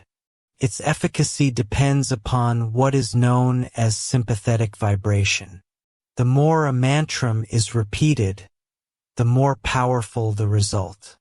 Hence the value of repetition in church formulae, and of the rosary, which enables the consciousness to be fully concentrated on what is being said and thought, undistracted by the task of keeping count. In this method of meditation, practiced largely in India, the devotee directs his mind, say, to Sri Krishna, the incarnate God, the spirit of love and knowledge in the world. A sentence is taken and chanted over and over again as a mantram, while its deep and varied meaning is intently pondered upon. Thus the devotee brings himself in touch with the great Lord himself. The above constitutes the briefest outline of certain forms of meditation. For further description and detail, the student is referred to that excellent manual Concentration by Ernest Wood, to Meditation for Beginners by James Ingle Wedgwood, and to the admirable chapters on thought control and on building of character in the Outer Court by Dr. Besant. An excellent ego meditation is given in Gods in Exile by Jacobus Johannes van der Loo, Doctor of Laws, in the afterword at the end of that admirable little book. Many people meditate daily alone with success, but there are even greater possibilities when a group of people concentrate their minds on the one thing. that sets up a strain in the physical ether as well as in the astral and mental worlds, and it is a twist in the direction which we desire. Thus, instead of having to fight against our surroundings, as is usually the case, we find them actually helpful, provided, of course, that all present succeed in holding their minds from wandering. A wandering mind in such a group constitutes a break in the current, so that instead of there being a huge mass of thought moving in one mighty flood, there would be eddies in it, like rocks which deflect the water in a river. A striking example of the tremendous power of collective meditation and thought was that of the Diamond Jubilee of Queen Victoria. Bishop Leadbeater describes that occasion as one of the most wonderful manifestations of occult force that he ever saw. The crowd became so exalted that people were lifted right out of themselves by their emotions, thus experiencing a tremendous uplift of soul. A similar effect on a small scale can be produced by group meditation. We will now consider the physical adjuncts of meditation. In meditation, posture is not unimportant. The body should be put into a comfortable position and then forgotten. If it is uncomfortable, it cannot be forgotten, as it would constantly call attention to itself. Furthermore, just as certain thoughts and emotions tend to express themselves in characteristic movements and gestures of the body, so, by a reversal of the process, positions of the body may tend to induce states of mind and feeling, and so assist the student in dwelling on them. The majority of Western people will find it most comfortable to sit in an armchair, the back of which does not slope unduly. The hands may be clasped and rest on the legs, or be laid lightly on the knees. The feet may be placed together or crossed with the right over the left. This locking of the extremities of the body helps to prevent the outflow of magnetism from the fingertips, feet, etc. The position should be easy and relaxed, the head not sunken upon the chest but lightly balanced, the eyes and mouth closed, the spinal column erect. Eastern people usually sit cross-legged on the floor or a low stool, a position which is said to be slightly more effectual since any magnetism liberated tends to rise around the body in a protective shell. Another factor to be considered in determining the posture for meditation is the possibility of losing physical consciousness. The Indian who is sitting on the floor simply falls backwards without hurting the body. Those who meditate in a chair will do well to make use of an armchair so that, in the event of the body losing consciousness, they may not fall out of it. Except in very rare cases, the lying down position should not be adopted, on account of its natural tendency towards sleep. A cold bath or a brisk walk beforehand is useful in order to overcome any tendency to sluggish circulation of the blood, which is obviously detrimental to brain activity. There is an intimate connection between profound meditation and breathing. It is found in practice that as the body becomes harmonized in meditation, the breathing grows deeper, regular, and rhythmic, until by degrees it becomes so slow and quiet as to be almost imperceptible. Hatha Yoga reverses the process, and by deliberate regulation of the breathing seeks to harmonize the functions of the body, and finally, the workings of the mind. The student, however, should be warned against the indiscriminate practice of breathing exercises. He will be far better advised to learn to control of thought along the lines of Raja Yoga, leaving his efforts at meditation to work their natural effect on the physical body. While some breathing exercises are exceedingly dangerous, there is no objection to simple, deep breathing provided undue strain is not placed upon the heart and lungs, and no attempt is made to concentrate the thought on the various centers or chakrams of the body. Good incense is also helpful, as it tends to purify the atmosphere from the occult standpoint. The student may also gain assistance from beautiful colors, flowers, and pictures in his surroundings, and other means of uplifting the mind and feelings. He will also find it useful to observe certain dietetic restrictions and, if it can be done without detriment to health, to abstain from flesh food and alcohol. If alcohol is taken, meditation is apt to set up inflammatory symptoms in the brain affecting particularly the pituitary body. Early morning is probably the most suitable time for meditation because desires and emotions are usually more tranquil after sleep and before the man plunges into the bustle of the world. But whatever time is chosen, it should be when there is assurance of being undisturbed. Moreover, as already pointed out, it should always be at the same time, for regularity is of the essence of the prescription. The times selected by ancient devotees were sunrise, noon, and sunset, these being magnetically the most suitable. It is well to cultivate the habit of turning the mind for a moment at the stroke of every hour during the day to the realization of oneself as the spiritual man. This practice leads to what Christian mystics called self-recollectedness, and helps the student to train his mind to revert automatically to spiritual thoughts. It is not well to meditate immediately after a meal, for the obvious reason that it tends to draw blood away from the digestive organs. Neither is meditation at night good, because the bodies are tired and the etheric double is more readily displaceable. In addition, the negative influence of the moon is then operative, so that undesirable results are more liable to occur. Sometimes meditation may be less successful than usual because of unfavorable astral or mental influences. It is stated also by some people that at certain times the planetary influences are more favorable than at others. Thus, an astrologer has said that when Jupiter had certain relations with the moon, this had the effect of expanding the etheric atmosphere and making meditation appear more successful. Certain aspects with Saturn, on the other hand, were said to congest the etheric atmosphere, making meditation difficult.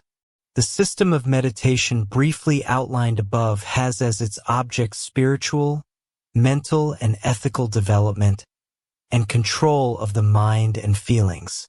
It does not aim at developing psychic faculties from below upwards, but its natural result may be to open up a form of intuitive psychism in persons of sufficiently sensitive organization, which will show itself in increasing sensitiveness to the influence of people and places, in the recalling of fragmentary memories of astral plane experiences in sleep, in greater susceptibility to direct guidance from the ego, in the power to recognize the influence of the masters and spiritually developed people, and so forth. Meditation may result in illumination, which may be one of three quite different things. By intense and careful thinking over a subject, a man may himself arrive at some conclusion with respect to it. He may obtain illumination from his higher self, discovering what his ego really thinks on his own plane about the question. He may, if highly developed, come into touch with masters or devas. It is in only that his conclusions would be likely to be vitiated by his own thought forms.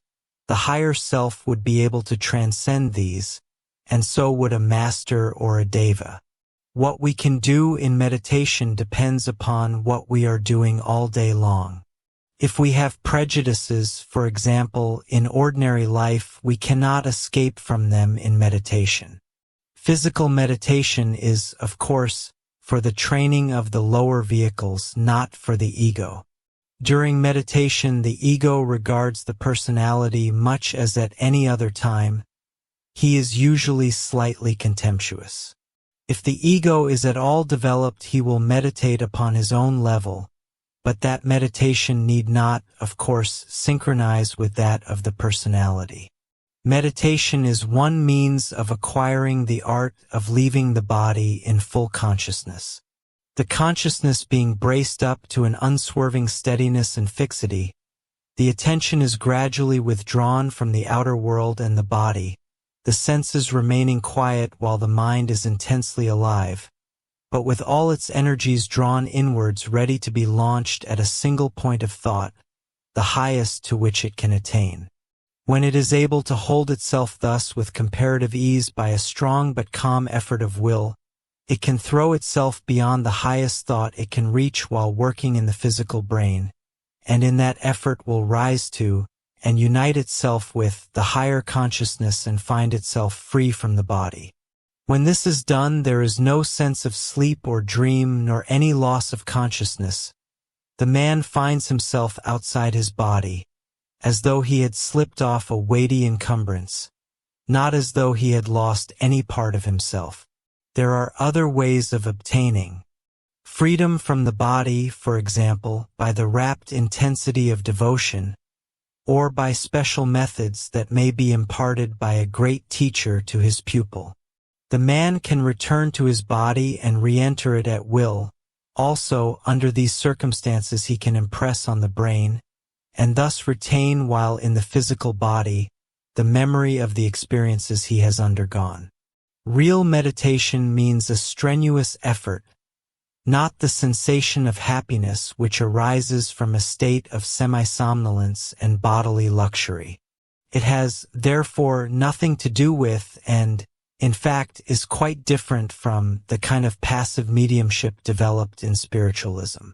The student need not be puzzled by the injunction that he should open himself to spiritual influences and at the same time be positive.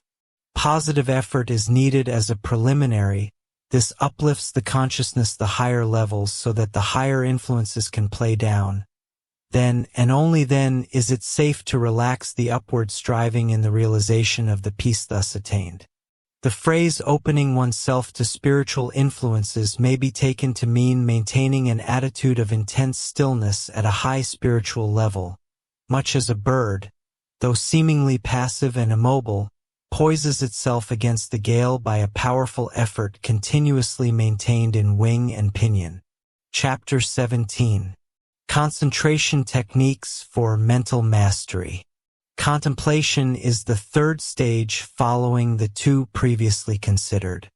The three stages are concentration, the focused attention on an object, meditation, the activation of consciousness with reference to that object alone, examining it from every angle and seeking to penetrate its meaning to attain deeper understanding or receive intuitive insight, and contemplation, the active centering of consciousness on the object while lower mental activities are successfully suppressed, maintaining attention for a time on the light received. Contemplation has been described as the highest level of concentration or meditation.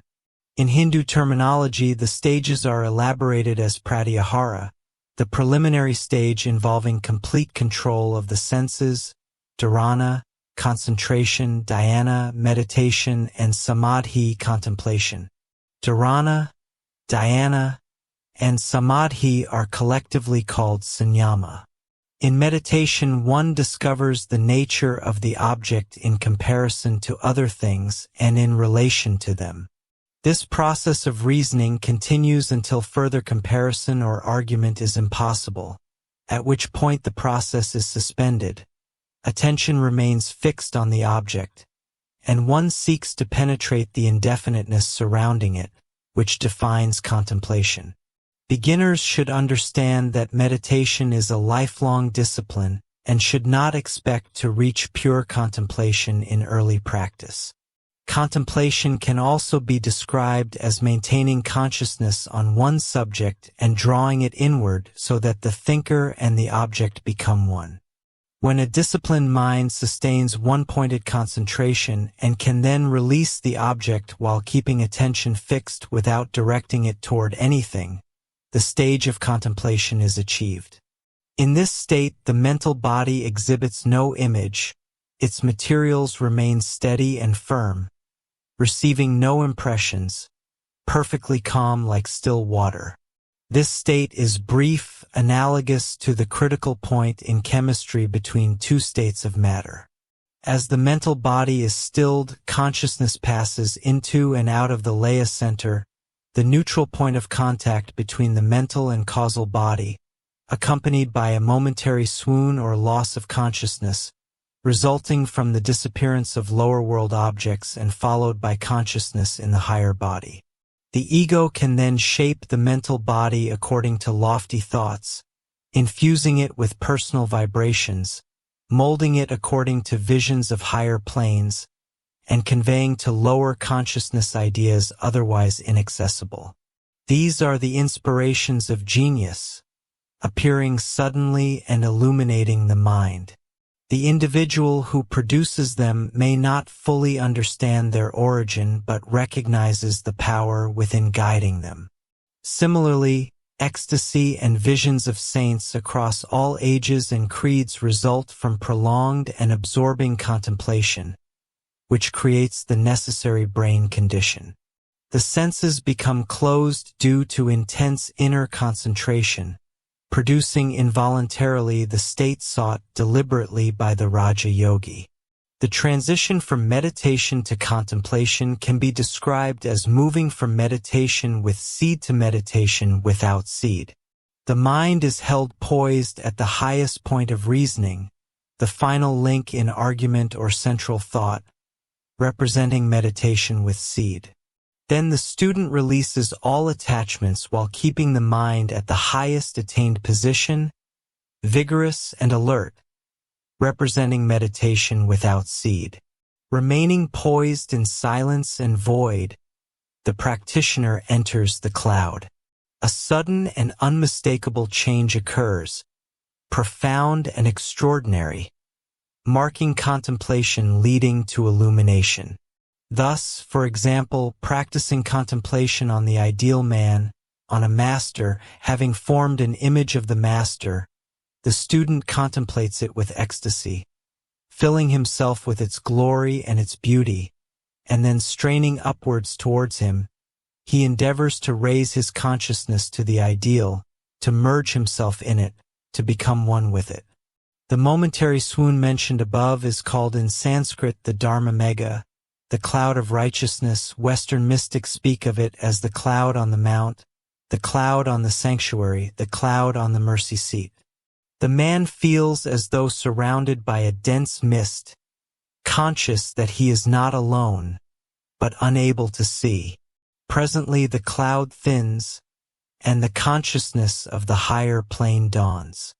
But before it does so, it seems to the man that his very life is draining away, that he is hanging in the void of great darkness, unspeakably lonely. But be still and know that I am God. In that silence and stillness the voice of the self shall be heard, the glory of the self shall be seen. The cloud vanishes and the self is made manifest. Before it is possible to pass from meditation to contemplation, wishing and hoping must be entirely given up, at least during the period of practice. In other words, kama must be perfectly under control. The mind can never be single while wishes occupy it. Every wish is a seed from which may spring anger, untruthfulness, impurity, resentment, greed, carelessness, discontent, sloth, ignorance, etc. While one wish of hope remains, these violations of the law are possible. So long as there are wishes, non-satisfactions, they will call one aside. The stream of thought is ever seeking to flow aside into little gullies and channels left open by unsatisfied desires and indecisive thought. Every unsatisfied desire, every unthought-out problem, will present a hungry mouth ever calling aside the attention. When the train of thought meets a difficulty, it will swing aside to attend to these calls.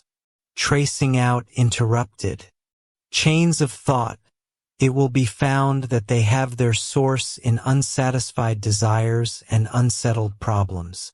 The process of contemplation commences when the conscious activity begins to run, as it were, at right angles to the usual activity, which endeavors to understand a thing in reference to other things of its own nature and plane. Such movement cuts across the planes of its existence and penetrates into its subtler inner nature.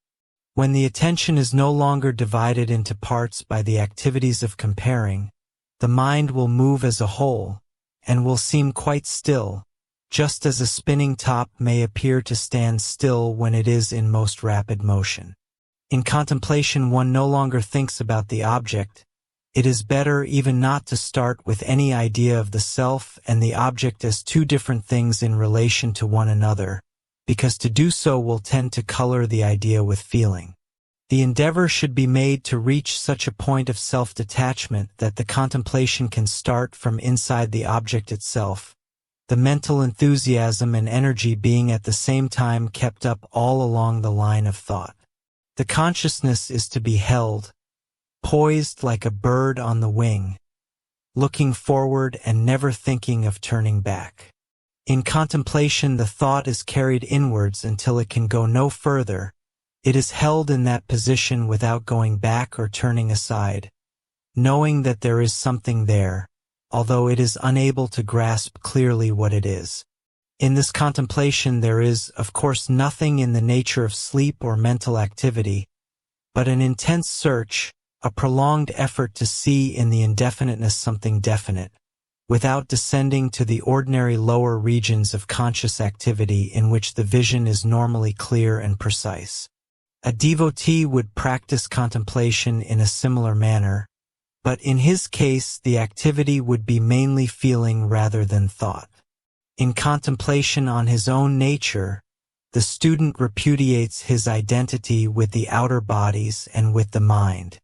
In this process he is not divesting himself of attributes, but of limitations.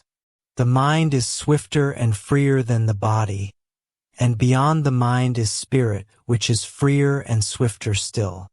Love is more possible in the quietude of the heart than in any outer expression, but in the spirit beyond the mind it is divinely certain. Reason and judgment ever correct the halting evidence of the senses. The vision of the spirit discerns the truth without organs and without mind. The key to success at every step of these practices may be stated thus. Obstruct the lower activities while maintaining the full flow of conscious energy. First, the lower mind must be made vigorous and alert. Then its activity must be obstructed while the impetus gained is used to exercise and develop the higher faculties within. An ancient science of yoga teaches, when the processes of the thinking mind are repressed by the active will, the man finds himself in a new state of consciousness which transcends the ordinary thinking and governs it, just as thought transcends and selects among desires, and just as desires prompt to particular actions and efforts. Such a superior state of consciousness cannot be described in terms of the lower mind, but its attainment means that the man is conscious that he is something above mind and thought even though mental activity may be going on, just as all cultured people recognize that they are not the physical body, even when that body may be acting. There is thus another state of existence, or rather another living conception of life, beyond the mind with its labored processes of discernment, of comparisons and causal relations between things. That higher state is to be realized only when the activities of consciousness are carried, in all their earthly fervor and vigor, beyond the groping cave life in which they normally dwell. That higher consciousness will come to all men sooner or later, and when it comes all life will suddenly appear changed. As the student by his meditation grows richer in spiritual experience, he will thus find new phases of consciousness gradually opening up within him. Fixed in aspiration upon his ideal, he will presently become aware of the influence of that ideal weighing down upon him, and as he makes a desperate effort to reach the object of his devotion, for a brief moment the floodgates of heaven itself will be opened and he will find himself made one with his ideal and suffused with the glory of its realization. Having transcended the more formal figures of the mind, an intense effort is made to reach upwards. Then will come the attainment of that state of ecstasy of spirit, when the limits of the personality have fallen away and all shadow of separateness has vanished in the perfect union of object and seeker. As said in the voice of the silence, thou canst not travel on the path before thou hast become that path itself. Behold, thou hast become the light, thou hast become the sound, thou art thy master and thy God. Thou art thyself the object of thy search, the voice unbroken, that resounds throughout eternities, exempt from change, from sin exempt, the seven sounds in one. It were idle to attempt further description of such experiences, for they are beyond the reach of formulated utterance. Words serve but as signposts pointing out the way to that which is ineffably glorious, so that the pilgrim may know whither to direct his steps. Chapter 18. Meditation Practices for Inner Growth. Many people experience streams of wandering thoughts when attempting to fall asleep. In such cases, a mental shell can protect them from intrusive thoughts originating externally. This shell need only be temporary, providing sufficient peace to allow the individual to fall asleep. Upon leaving the physical body, the mental shell accompanies the person, having fulfilled its purpose of facilitating the departure from the body. While in the physical body, mental activity on the brain particles may hinder leaving the body, but once separated, the same worries or wandering thoughts will not cause a return. When the shell dissipates, idle thoughts or mental worry may resume, yet the absence from the physical brain ensures the body's repose is unaffected. It is extremely rare for an ordinary individual during sleep or a psychically developed person in trance to reach the mental plane. Absolute purity of life and purpose is required, and even upon reaching the mental plane, consciousness is limited to receiving impressions rather than true awareness. An illustrative case involves a person of pure mind with considerable but untrained psychic ability who, during sleep, received a thought picture. The intensity of reverent joy and the lofty, spiritual thoughts evoked caused her consciousness to enter the mental body, elevating her to the mental plane. Though immersed in the sea of light and color, she remained absorbed in her own thought, aware of nothing beyond it, for several hours without apparent sense of time. In this case, despite consciousness on the mental plane, the sleeper was not fully aware of it. Such an occurrence likely requires prior psychic development, and a similar level of preparedness is necessary for a mesmerized subject to access the mental plane in trance. In ordinary individuals, the mental body is insufficiently developed to serve as an independent vehicle of consciousness, and it can only function as such under special training from teachers of the Great Brotherhood of Initiates. As stated previously, up to the first initiation, a person works at night in the astral body, but upon complete mastery, work in the mental body begins. When fully organized, the mental body is a more flexible vehicle than the astral body, enabling accomplishments impossible on the astral plane. Even after death, living on the mental plane within a personal shell of thoughts does not constitute full functioning on that plane, which requires free movement and observation. A person able to function freely in the mental body can experience the full glory and beauty of the mental plane and, even when operating on the astral plane, possesses an expanded mental sense that reveals vast knowledge and renders error almost impossible. When functioning in the mental body, a man leaves his astral body behind him along with the physical body.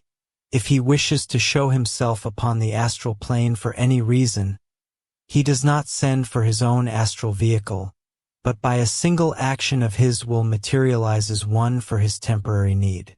Such an astral materialization is called a Maya-Virupa, and to form it for the first time usually needs the assistance of a qualified master.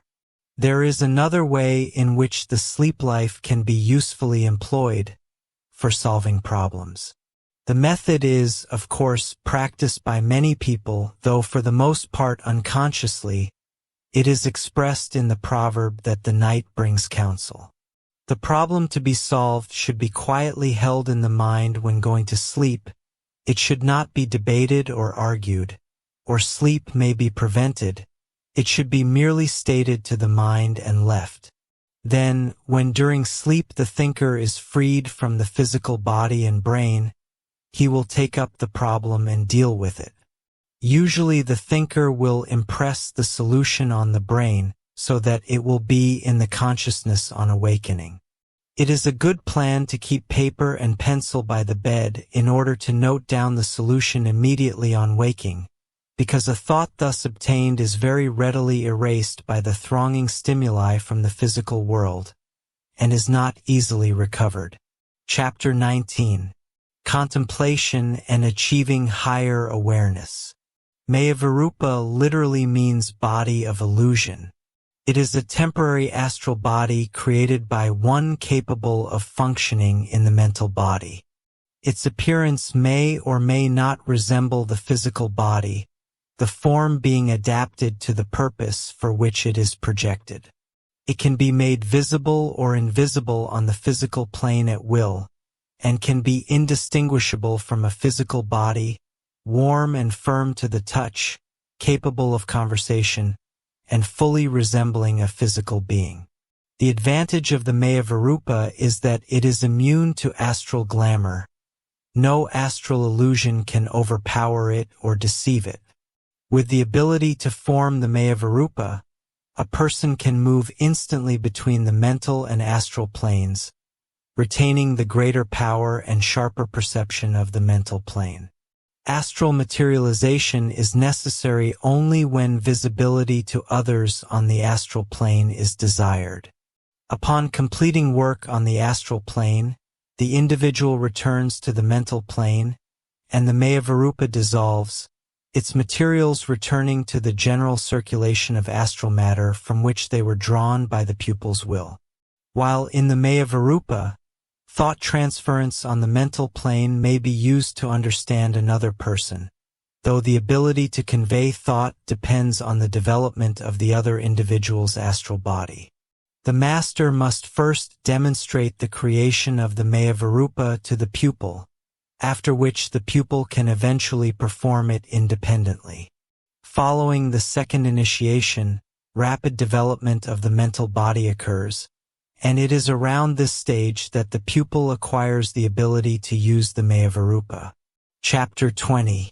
Mental Activity During Physical Sleep States.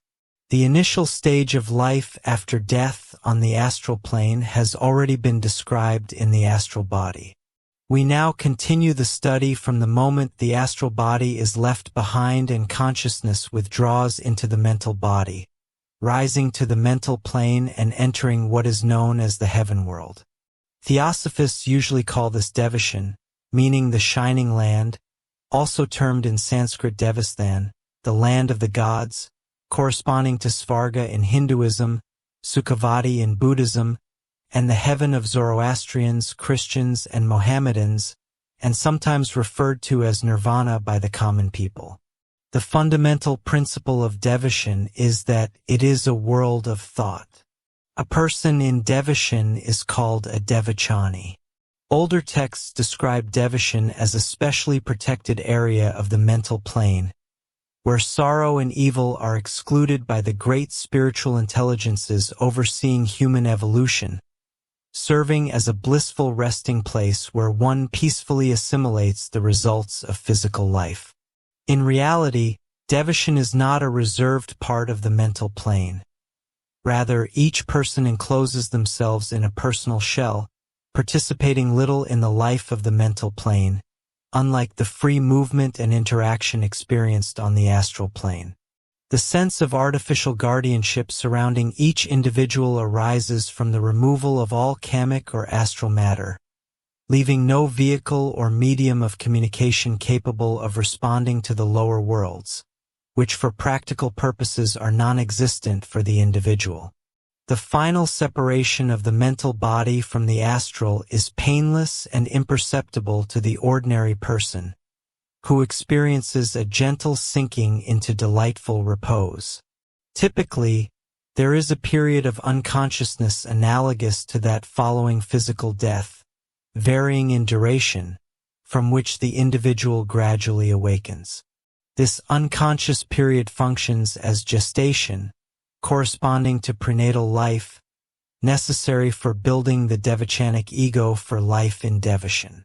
Part of it is devoted to absorption by the astral permanent atom of what must be carried forward, and part to vivifying the mental body for its independent life. Upon awakening after the second death, the first sensation is one of indescribable bliss and vitality, an overwhelming joy in living requiring nothing more than existence itself. Such bliss characterizes all higher worlds, and although astral life offers far greater happiness than physical life, heaven life is incomparably more blissful. In each successive higher world, the experience of bliss, wisdom, and breadth of view surpasses the previous one. The heaven life is so much fuller and broader than the astral that no comparison is possible. Upon awakening in devachan, the most delicate hues greet the eyes. The air seems filled with music and color, and the entire being is suffused with light and harmony. Through the golden haze appear the faces of loved ones, etherealized to express their noblest and most beautiful emotions, free from the troubles and passions of the lower worlds. The bliss of awakening into the heaven world is indescribable, characterized by intense delight. In this world, evil and sorrow are impossible, and every being, by their presence, experiences the highest spiritual bliss they are capable of, with the capacity to respond to aspiration limited only by the ability to aspire.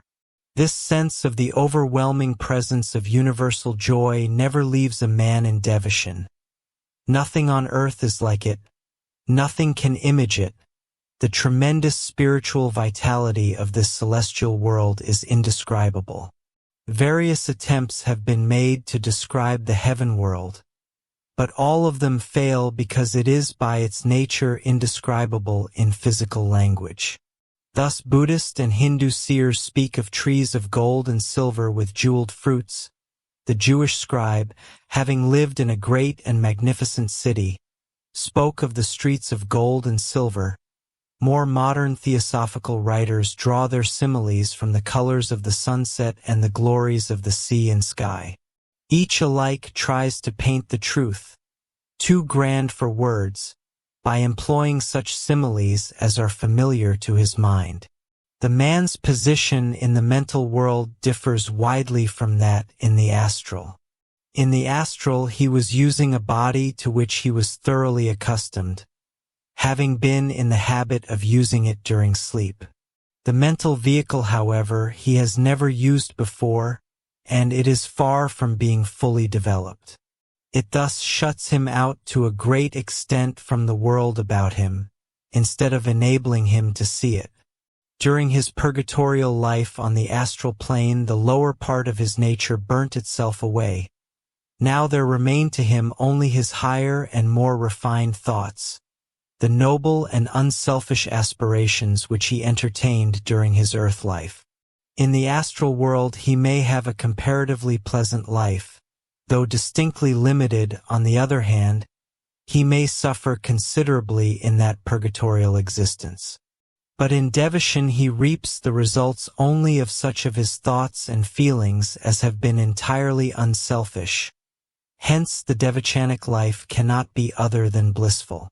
As a master has said, devachan is the land where there are no tears, no sighs, where there is neither marrying nor giving in marriage, and where the just realize their full perfection. The thoughts which cluster round the devachani make a sort of shell, through the medium of which he is able to respond to certain types of vibration in this refined matter. These thoughts are the powers by which he draws on the infinite wealth of the heaven world. They serve as windows through which he can look out upon the glory and beauty of the heaven world, and through which also response may come to him from forces without. Every man who is above the lowest savage must have had some touch of pure unselfish feeling, even if it were but once in all his life, and that will be a window for him now. It would be an error to regard this shell of thought as a limitation. Its function is not to shut a man off from the vibrations of the plane, but rather to enable him to respond to such influences as are within his capacity to cognize. The mental plane is a reflection of the divine mind, a storehouse of infinite extent, from which the person enjoying heaven is able to draw just according to the power of his own thoughts and aspirations generated during his physical and astral life. In the heaven world, these limitations, if we may call them that for the moment, no longer exist, but with that higher world we are not concerned in this volume.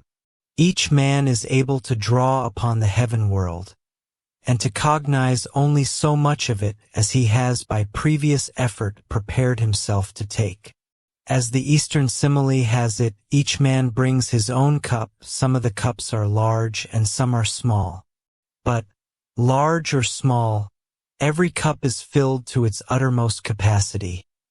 The sea of bliss is far more than enough for all. The ordinary man is not capable of any great activity in this mental world. His condition is chiefly receptive, and his vision of anything outside his own shell of thought is of the most limited character. His thoughts and aspirations being only along certain lines, he cannot suddenly form new ones. Hence he perforce can profit little from the living forces which surround him, or from the mighty angelic inhabitants of the mental world, even though many of these readily respond to certain of man's aspirations. Thus a man who, during earth life, has chiefly regarded physical things, has made for himself but few windows through which he may contact the world in which he finds himself. A man, however, whose interests lay in art, music, or philosophy will find measureless enjoyment and unlimited instruction awaiting him, the extent to which he can benefit depending solely upon his own power of perception. There is a large number of people whose only higher thoughts are those connected with affection and devotion. A man who loves another deeply or feels strong devotion to a personal deity makes a strong mental image of that friend or of the deity and inevitably takes that mental image with him into the mental world, because it is to that level of matter that it naturally belongs. Now follows an important and interesting result.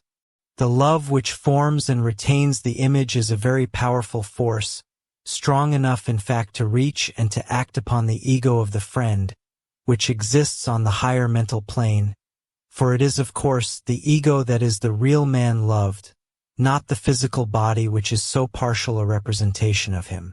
The ego of the friend, feeling the vibration, at once and eagerly responds to it, and pours himself into the thought form which has been made for him. The man's friend is therefore truly present with him more vividly than ever before. It makes no difference whatever whether the friend is what we call living or dead. This is because the appeal is made not to the fragment of the friend which is sometimes imprisoned in a physical body, but to the man himself on his own true level.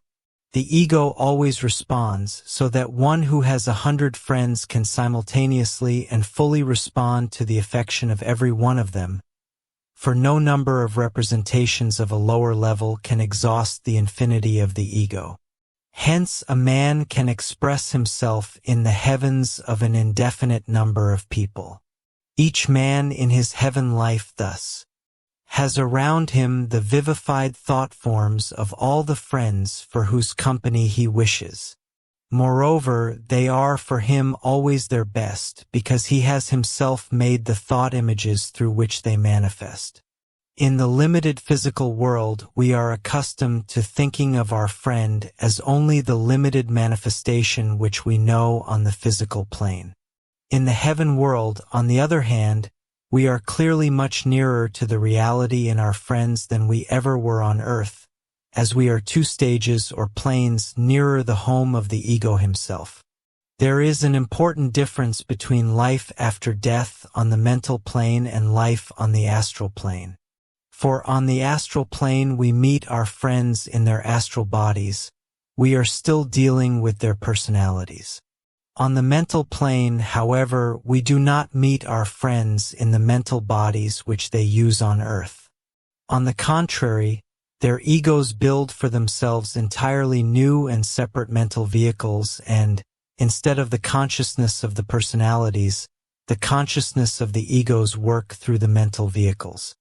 The mental plane activities of our friends are thus entirely separate in every way from the personalities of their physical lives. Hence, any sorrow or trouble which may fall upon the personality of the living man cannot in the least affect the thought form of him, which his ego is using as an additional mental body. If in that manifestation he did know of the sorrow or trouble of the personality, it would not be a trouble to him because he would regard it from the point of view of the ego in the causal body, as a lesson to be learned or some karma to be worked out.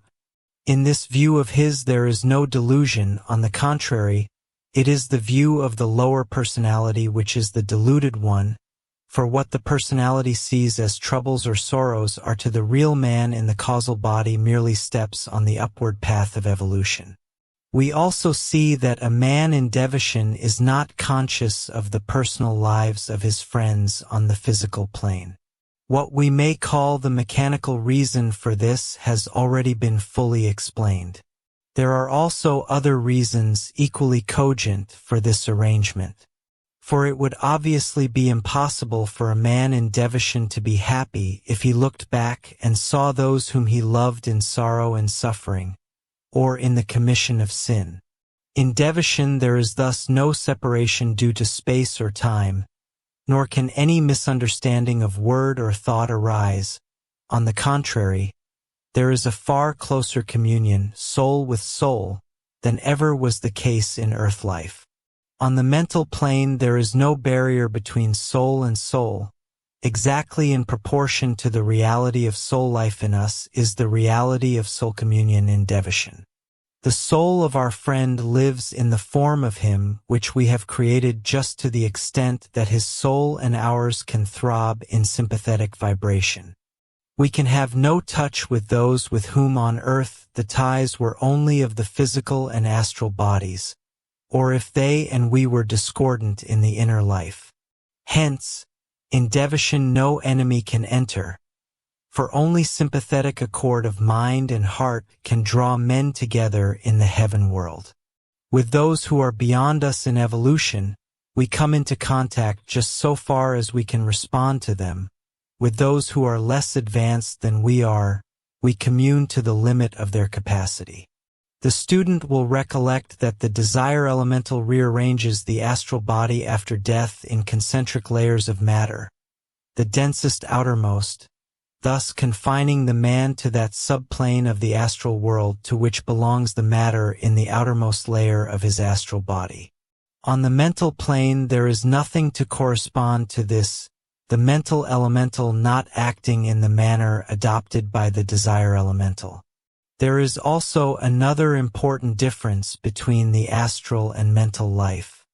On the mental plane, the man does not pass through the various levels in turn, but is drawn direct to the level which best corresponds to his degree of development. On that level, he spends the whole of his life in the mental body. The varieties of that life are infinite, as each man makes his own for himself. In devotion, the heaven world, all that was valuable in the moral and mental experiences of the thinker during the life just ended is worked out, meditated over, and gradually transmuted into definite moral and mental faculty, into powers which he will take with him to his next incarnation. He does not work into the mental body the actual memory of the past, for the mental body will, as we shall see in due course, disintegrate. The memory of the past abides only in the thinker himself, who has lived through it and who endures. But the facts of past experience are worked into capacity, so that, if a man has studied deeply, the effects of that study will be the creation of a special faculty to acquire and master that subject when it is first presented to him in another incarnation. He will be born with a special aptitude for that line of study, and will absorb it with great facility. Everything thought upon earth is thus utilized in devotion. Every aspiration is worked up into power. All frustrated efforts become faculties and abilities. Struggles and defeats reappear as materials to be wrought into instruments of victory. Sorrows and errors shine luminous as precious metals to be worked up into wise and well-directed volitions. Schemes of beneficence, for which power and skill to accomplish were lacking in the past, are in devotion worked out in thought, acted out, as it were, stage by stage, and the necessary power and skill are developed as faculties of mind to be put into use in a future life on earth. In devotion, as a master has said, the ego collects only the nectar of moral qualities and consciousness from every terrestrial personality.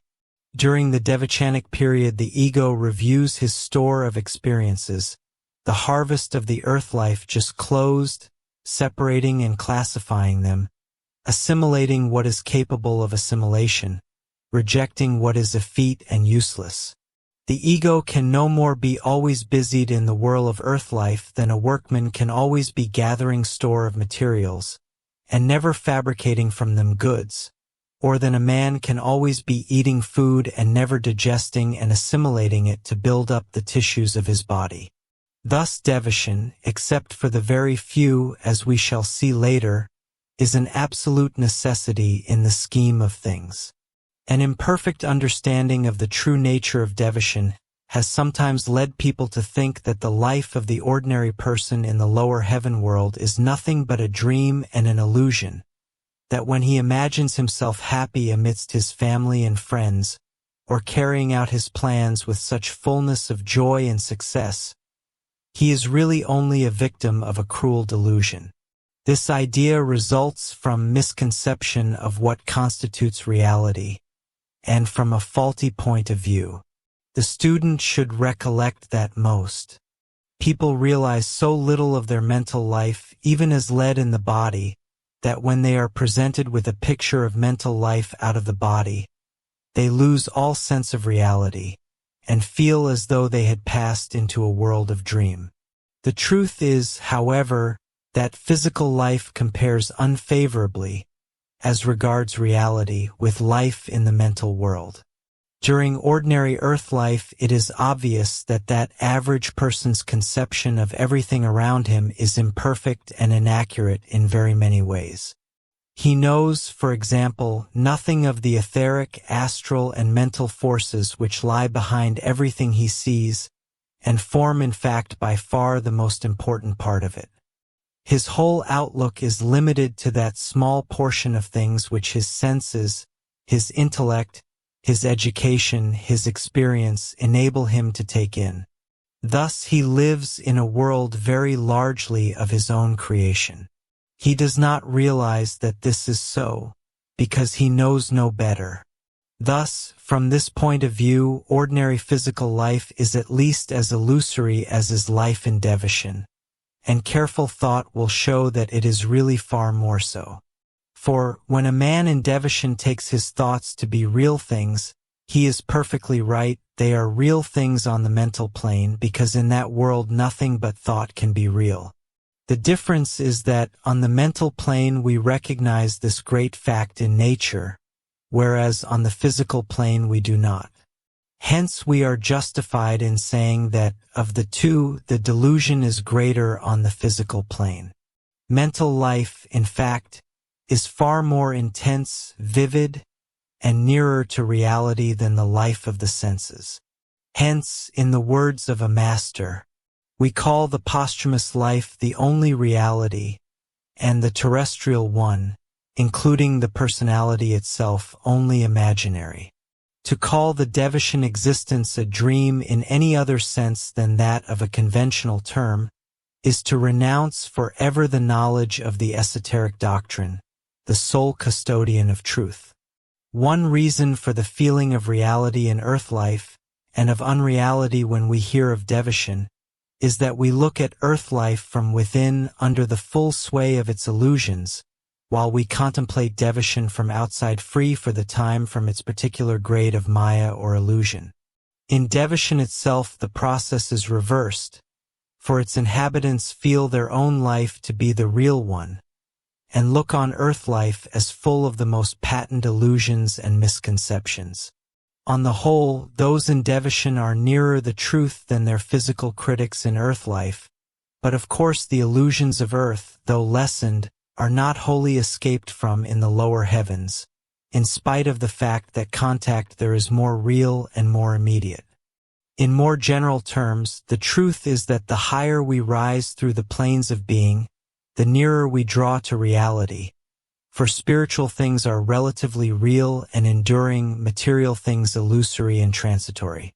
The student may usefully pursue this thought a little further, and regard the life in Devishan as the natural and inevitable result of the earlier life spent on the physical and astral planes. Our highest ideals and aspirations are never realized on the physical plane, nor can they ever be realized there, because of the narrowness of its possibilities and the comparative grossness of its matter. But by the law of karma no force can ever be lost or robbed of its due effect. It must produce its due and full effect, and until its opportunity arises it remains as so much stored up energy. In other words, much of the higher spiritual energy of man cannot bring about its due result in earth life, because his higher principles cannot respond to such fine and subtle vibrations until the man is free from the incubus of the flesh.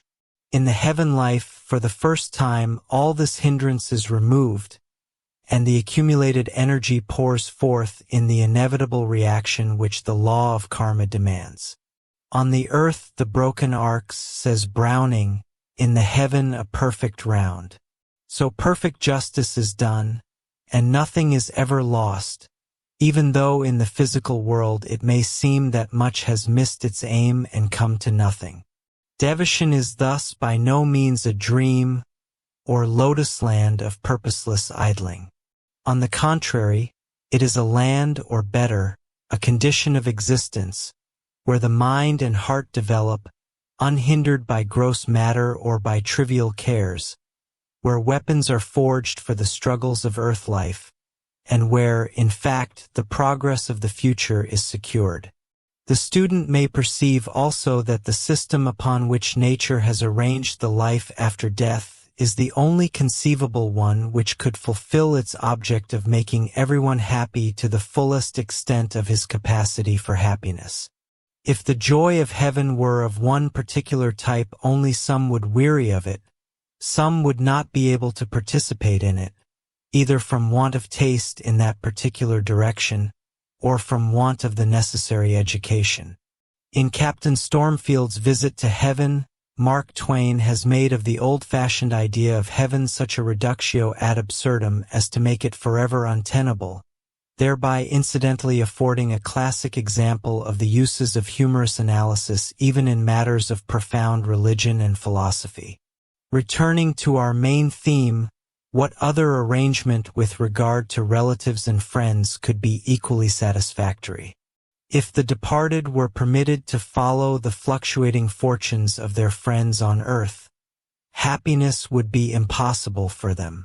If, without knowing what was happening to them, they had to wait until the death of those friends before meeting them, there would be a painful period of suspense, often extending over many years, while in many cases friends would arrive so changed as to be no longer sympathetic.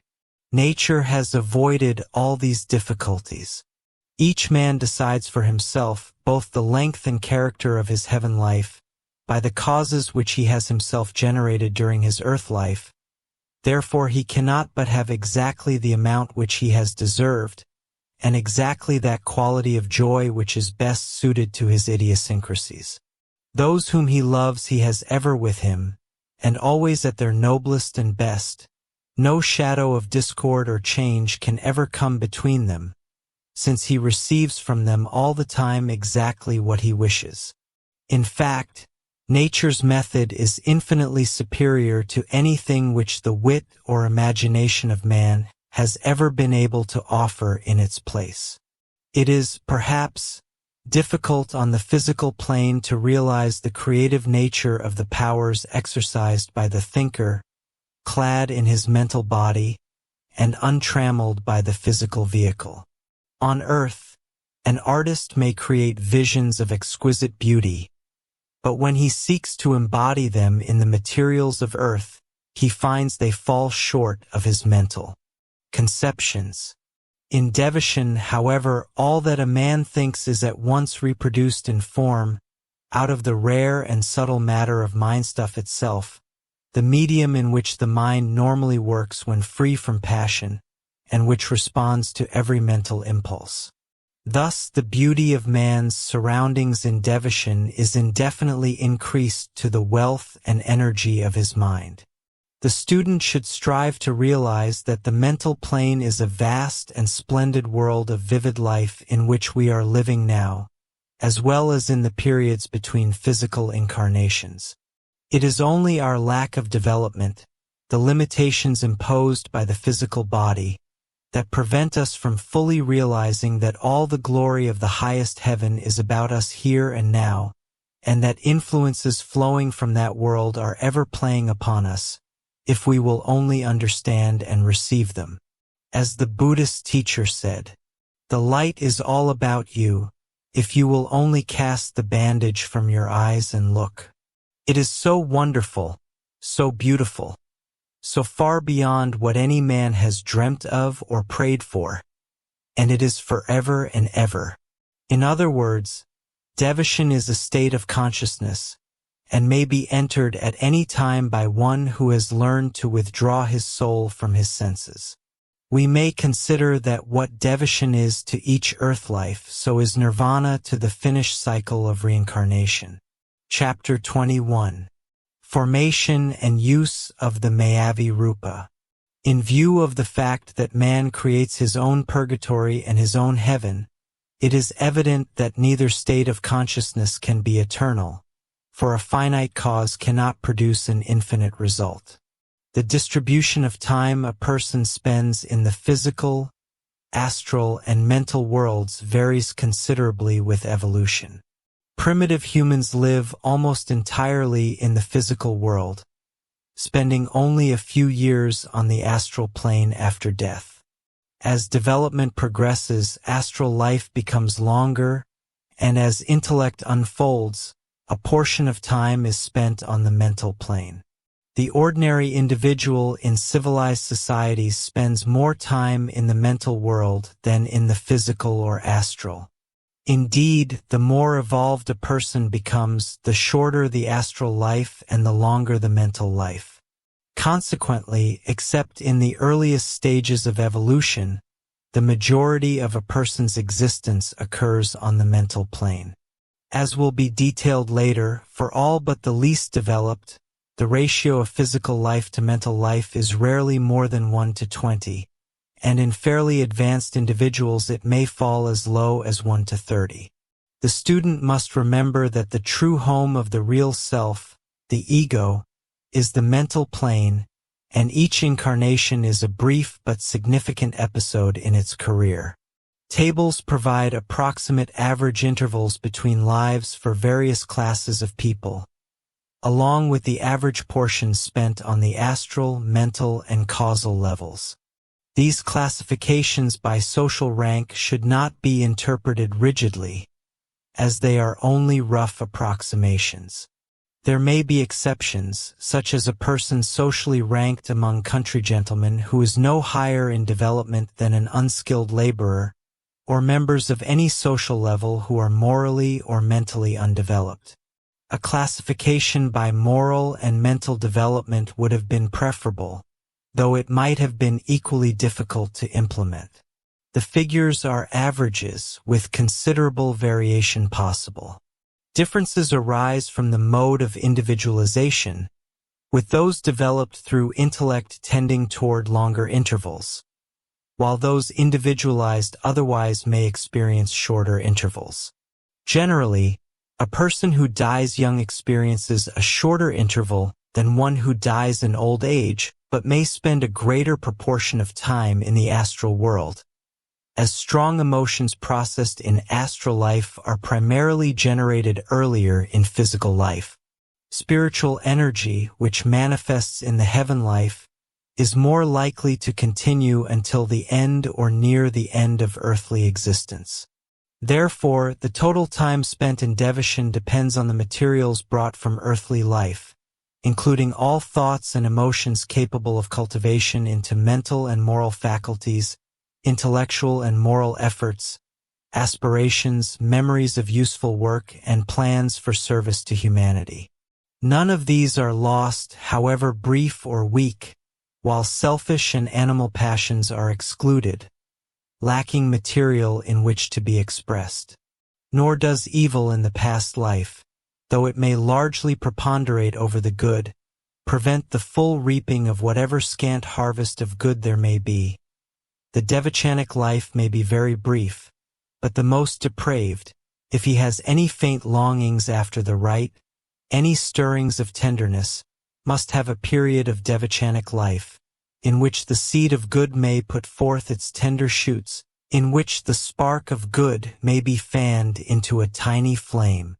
In the past, when men lived with their hearts fixed on heaven, and directed their lives with a view to enjoying its bliss, the period spent in devotion was very long, lasting sometimes for many thousands of years. At the present time, however, men's minds being so much more centered on earth, and so few of their thoughts being directed towards the higher life, their devachanic periods are correspondingly shortened. Similarly, the time spent in the lower mental and the causal heaven worlds are proportional to the amount of thought generated severally in the mental and the causal bodies. All that belongs to the personal self, with its ambitions, interests, loves, hopes, and fears, have their fruition in the lower mental world, the world of form, those belonging to the higher mind, to the regions of abstract, impersonal thinking, have to be worked out on the causal levels, the formless world. As the above tables show, the majority of people only just enter the causal heaven world, and pass out swiftly again. Some spend a large portion of their devachanic life there, a few spend there almost the whole. Thus, just as a man makes for himself his astral or purgatorial existence, so he decides for himself both the length and character of his heaven life, by the causes which he generates during his earth life. Hence he cannot but have both the amount which he has deserved, and also exactly the quality of joy which is best suited to his idiosyncrasies. Another factor of great importance and interest is that of the intensity of the devachanic life, which varies with the different classes of egos, and which of course produces a considerable effect upon the length of the heaven life. In the table on page 186, within the same group of egos, two types are shown which, though equal in development, differ greatly in their intervals between lives, one of them taking about 1200, and the other about 700 years between lives.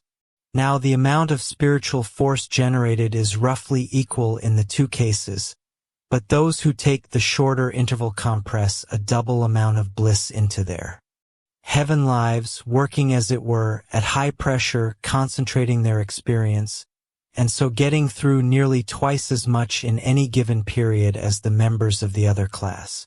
This difference, as was briefly mentioned a few pages back, is due to the way in which individualization was attained.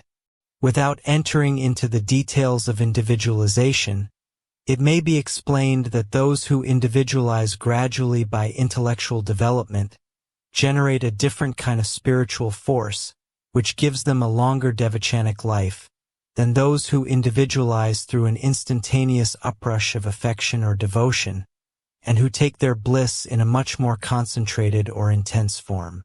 If there be any difference in the amount of force generated, it appears to be slightly more in the case of those who take the shorter interval. Investigations have shown that there is great flexibility regarding intervals between lives, resulting in much variation in the rate at which egos work out their heaven lives. One important reason for this is the necessity of bringing together groups of people into incarnation at the same time, not only in order that they may work out mutual karmic interrelations, but also that they may learn to work together for certain great ends. There are, for example, certain groups of egos known as servers who come together life after life, in order that they may pass through similar preparatory experiences, that the bonds of affection between them may be knit so strongly that they will be incapable of misunderstanding or mistrusting one another, when the strain of the real work they are destined to do comes upon them in the future. The one great fact that the group is devoted to service overpowers all other considerations, and the group is thus brought together in order that it may perform that service as a body of people. In this, needless to say, there is no injustice. No one can escape one jot of the karma legitimately due to him. But the rate at which karma is worked out is adjusted to meet the particular circumstances of each case. Thus it sometimes happens that certain past karma would be cleared up rapidly in order that the person may be free to do higher work without hindrance from it. To this end it sometimes happens that a considerable accumulation of karma may descend upon a man at once in some great catastrophe. He thus gets rid of it rapidly, and his way is cleared before him. Of course, in the case of the great bulk of humanity, there is no special interference of this nature, and their heaven life works itself out at its ordinary rate. Differences in the time of working out karma, involving a difference in intensity in the life, are shown by a greater or lesser brilliancy in the light of the mental body. Chapter 22. Principles of Life on the Mental Plane After Death. Having examined some general aspects of devotion and its overall purpose, it is now necessary to revisit the subject, adding more details and other particulars that could not be included in the initial description without overburdening it. Although devotion, like all manifested life, is to some extent illusory, the reality of heaven life is far greater than that of earthly existence. This becomes evident when considering the conditions required for attaining devotion. For an aspiration or thought force to manifest on the mental plane, its dominant quality must be unselfishness. Affection for family or friends can lead a person into heaven life, as can religious devotion, but only if such feelings are unselfish. Affection that is demanding, self-centered, focused on what it receives rather than what it gives, or prone to jealousy, contains no seed of mental development. The forces it generates remain on the astral plane, the plane of desire to which they naturally belong. Where there is no grasping, no drawing towards self, no expectation of return, an immense outpouring of force occurs, beyond the capacity of astral matter to express or the dimensions of the astral plane to contain, requiring the finer matter and greater expanse of the mental plane. Likewise, religious devotion focused primarily on the salvation of one's own soul cannot lead to devotion, whereas true devotion, entirely selfless and motivated by love and gratitude toward the deity or teacher, often results in a prolonged and comparatively exalted heaven life. This applies universally, whether the deity or teacher is Buddha, Krishna, Ormuzd, Allah, or Christ, with the duration and quality of bliss determined not by the object of devotion but by the intensity and purity of the feeling. It is mistaken to assume that a person on the astral or mental plane after death is merely experiencing the consequences of past earthly life.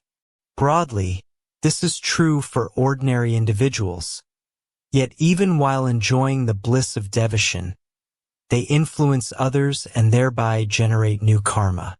Thought is the most potent factor in creating human karma, and every force carries the character of the plane on which it arises, with higher planes producing more powerful and enduring effects.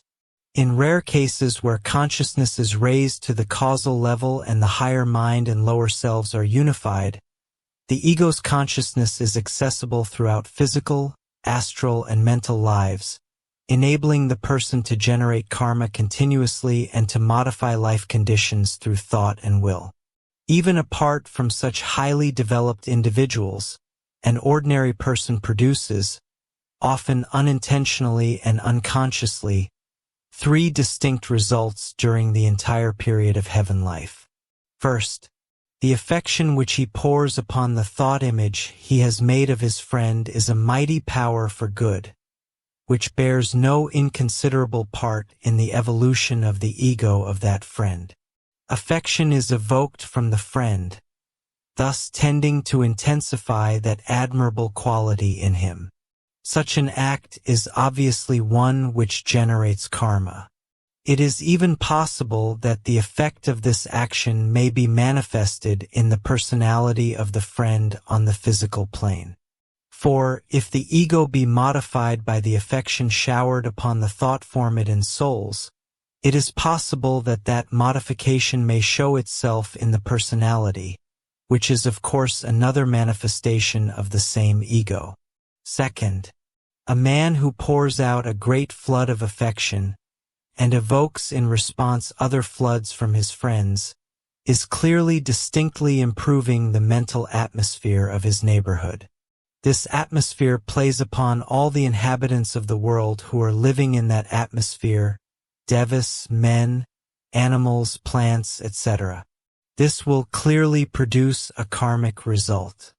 Third, a thought of unselfish affection or devotion not only calls forth a response from the logos to the individual who originated the thought, but also helps to fill the reservoir of spiritual force, which is held by the nirmanakas at the disposal of the masters of wisdom and their pupils for the helping of humanity. Magnificent as may be the result of such affection or devotion during physical life, it is easy to see that the response to the thought of an entity in devotion, sustained perhaps for 1,000 years, will make to the reservoir a considerable contribution, bringing to the world a benefit which is not calculable in any terms that we use upon the physical plane. From all these considerations it should be clear that even quite an ordinary man, who has yet no special development of consciousness, is nevertheless capable of doing a great deal of good during his life in devotion. Hence he is during that time actually making fresh karma for himself, and may even modify his heaven life while it is in progress. In the physical world, many of our thoughts are mere fragments. In devotion, the dreamer contemplates such fragments and patiently works them out in every detail, in every possibility of splendid performance, living through them with a vividness which nothing on earth can rival. He builds, shapes, molds them into all their varied possibilities and tosses them into the world of form. Others may then pick them up and be inspired by them to undertake schemes of reform, works of philanthropy, and so forth. Thus, from the radiant thought stuff of some solitary dreamer may arise wonderful changes, his dreaming helping to recreate the world.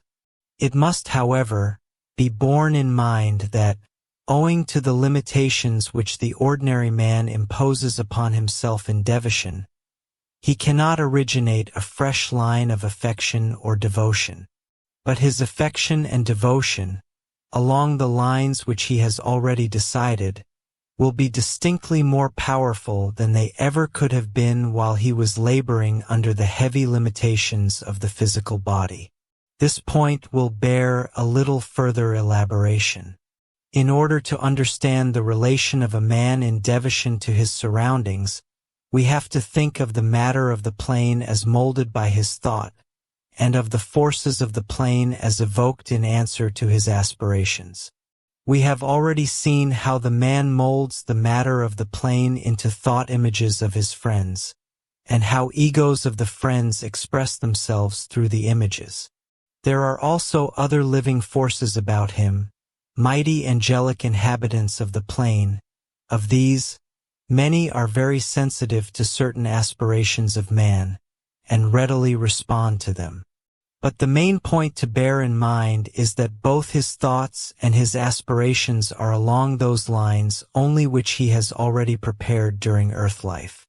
It might perhaps have been imagined that when a man rises to a plane of such transcendent force and vitality, he would be stirred to entirely new activities along new lines.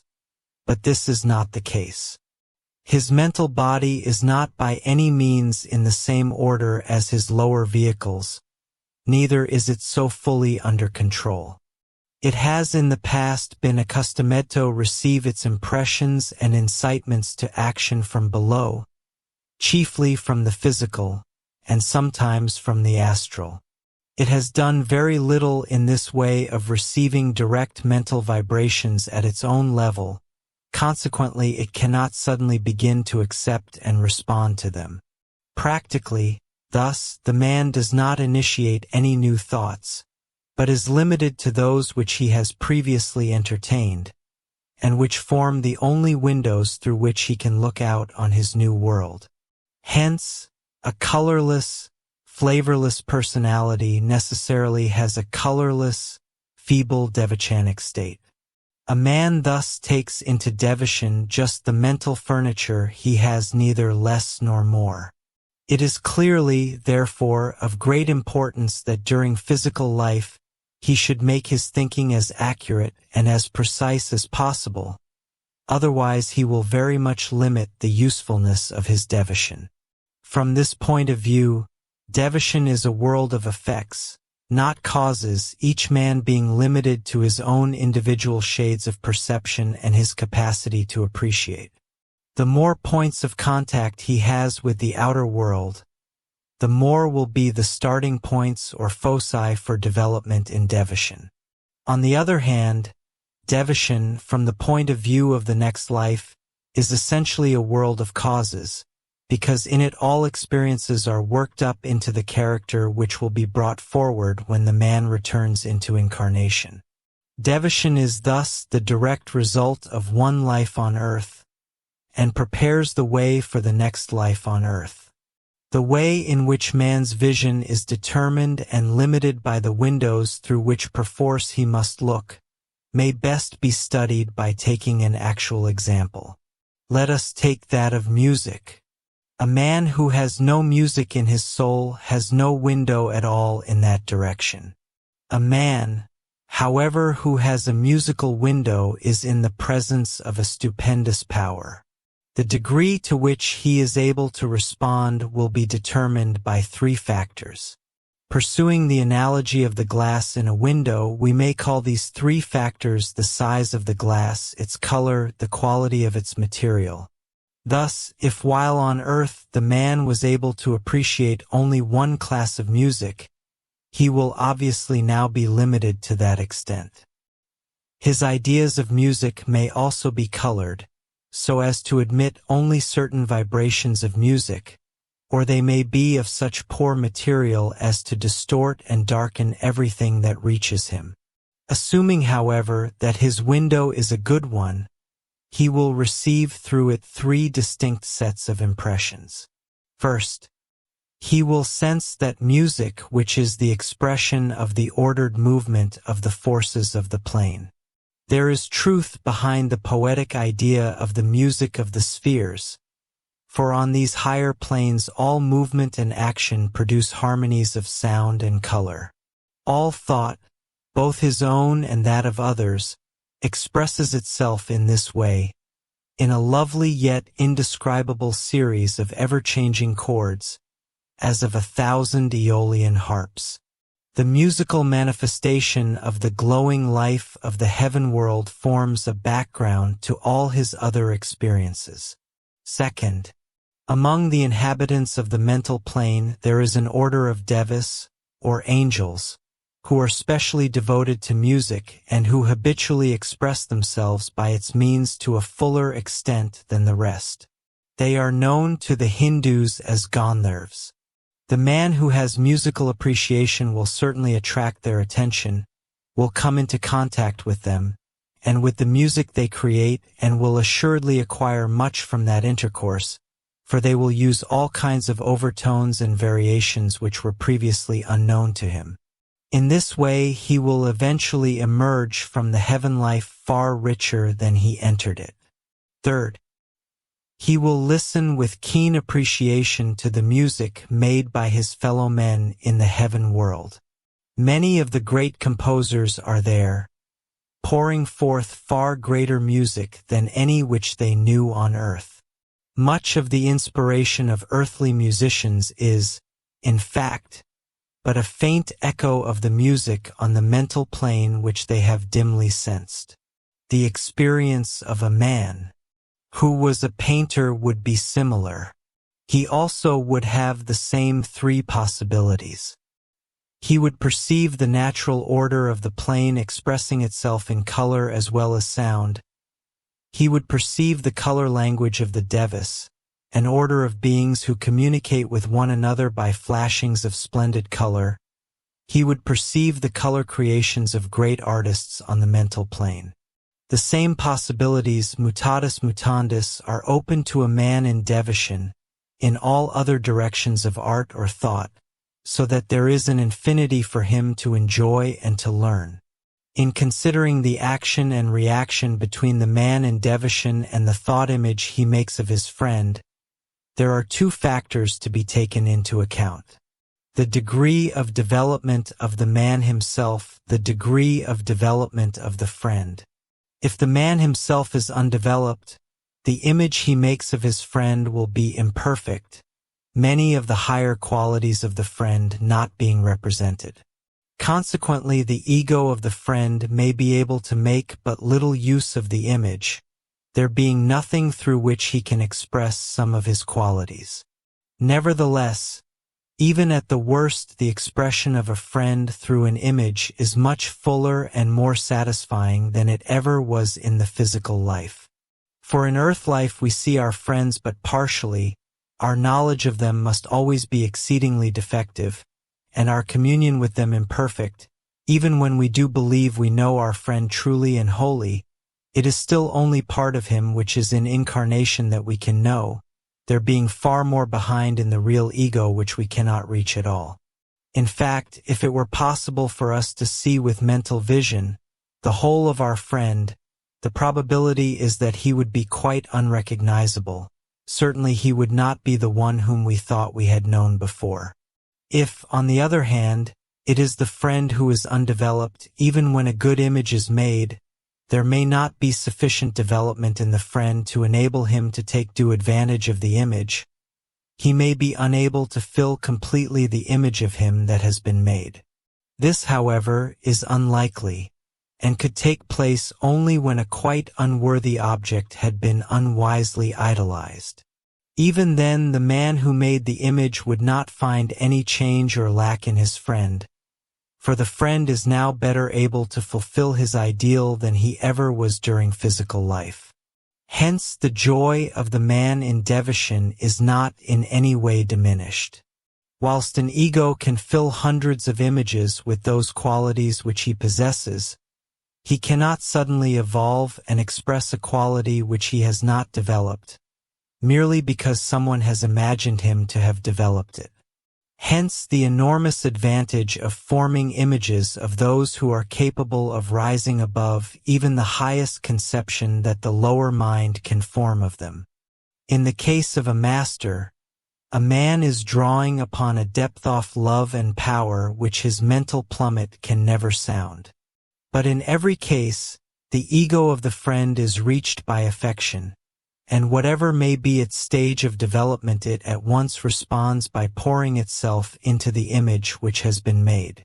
Even the feeblest image that can be made is at any rate on the mental plane, and, therefore, is far easier for the ego to reach than is a physical body 2 planes lower down. If the friend is still living in the physical body, he will of course be entirely unaware in his physical consciousness that his true self or ego is enjoying the additional manifestation, but this in no way affects the fact that the manifestation is a more real one and contains a nearer approximation to his true self than the one on the physical plane, which is all that most of us can as yet see. From all these considerations it follows that a man who has made himself generally beloved, who has many real friends, will have a large number of thought images in the devotions of his friends, and will thus evolve with far greater rapidity than a more ordinary man. This result is obviously the result of the karma of his development within himself of the qualities which make him so lovable. The student will now clearly perceive why the personality, which we know on the physical plane, does not converse with its friends in devotion. But the real man, the ego, does do so acting through the thought image which has been created on the mental plane. The principle may perhaps be rendered still more clear by a practical example. Suppose that a mother, being somewhat narrow in her religious views, died, leaving behind her a well-loved daughter, and that the daughter later on broadened her religious ideas. The mother would continue to imagine that her daughter was still orthodox, and she would be able to see only as much of her daughter's thought as could be expressed by orthodox ideas. She would be unable to grasp the wider religious views which her daughter had now adopted. But in so far as the ego of the daughter profited by what the personality had learned, there would be a tendency on her part gradually to widen out and perfect the conceptions of the mother, though always along the lines to which the mother was accustomed. There would be between them no sense of difference of opinion, and no avoidance of subjects of religion. The above considerations apply to a person of ordinary development. In the case of a more advanced man who was already conscious in the causal body, he would put himself down consciously into the thought image provided for him by a friend in devotion, as into an additional mental body, and work through it with definite intention. If he happened to acquire additional knowledge, he could thus directly and intentionally communicate to this friend. In this way the masters work on such of their pupils as take the heaven life, and alter their characters immensely. A man who makes for himself an image of a master is thus able to benefit enormously from the influence which the master is able to pour down into it, and to receive definite teaching and help. Two friends may know far more of each other at the mental level than they ever could when physically alive, because each has now only the one veil, that of the mental body, cast over his individuality. If a man in devotion has known only one side of his friend during physical life, it will be only through that side that the friend can express himself in the heaven world. But, although he is largely confined to that side, he can express that aspect of himself much more fully and satisfactorily than ever before. The expression, in fact, is fuller than the man now in devotion was ever able to see on the lower planes. We have already seen that an ordinary man in devotion is living in a shell of his own thoughts. He has thus shut himself off absolutely from the rest of the world, both from the mental plane and from the lower planes. But, although he is shut away from the full enjoyment of the possibilities of the mental world, he is not in the slightest degree conscious of any curtailment of his activities or his feelings. On the contrary, he is filled with bliss to the very utmost of which he is capable, and it is to him incredible that there can be any greater joy than that which he is himself experiencing. Thus, although he has shut himself within certain limits, he is quite unconscious of those limits, and within them he has all that he can possibly desire or think. He has surrounded himself with images of his friends, and through those images he is actually in closer contact with his friends than he has ever been on any other plane.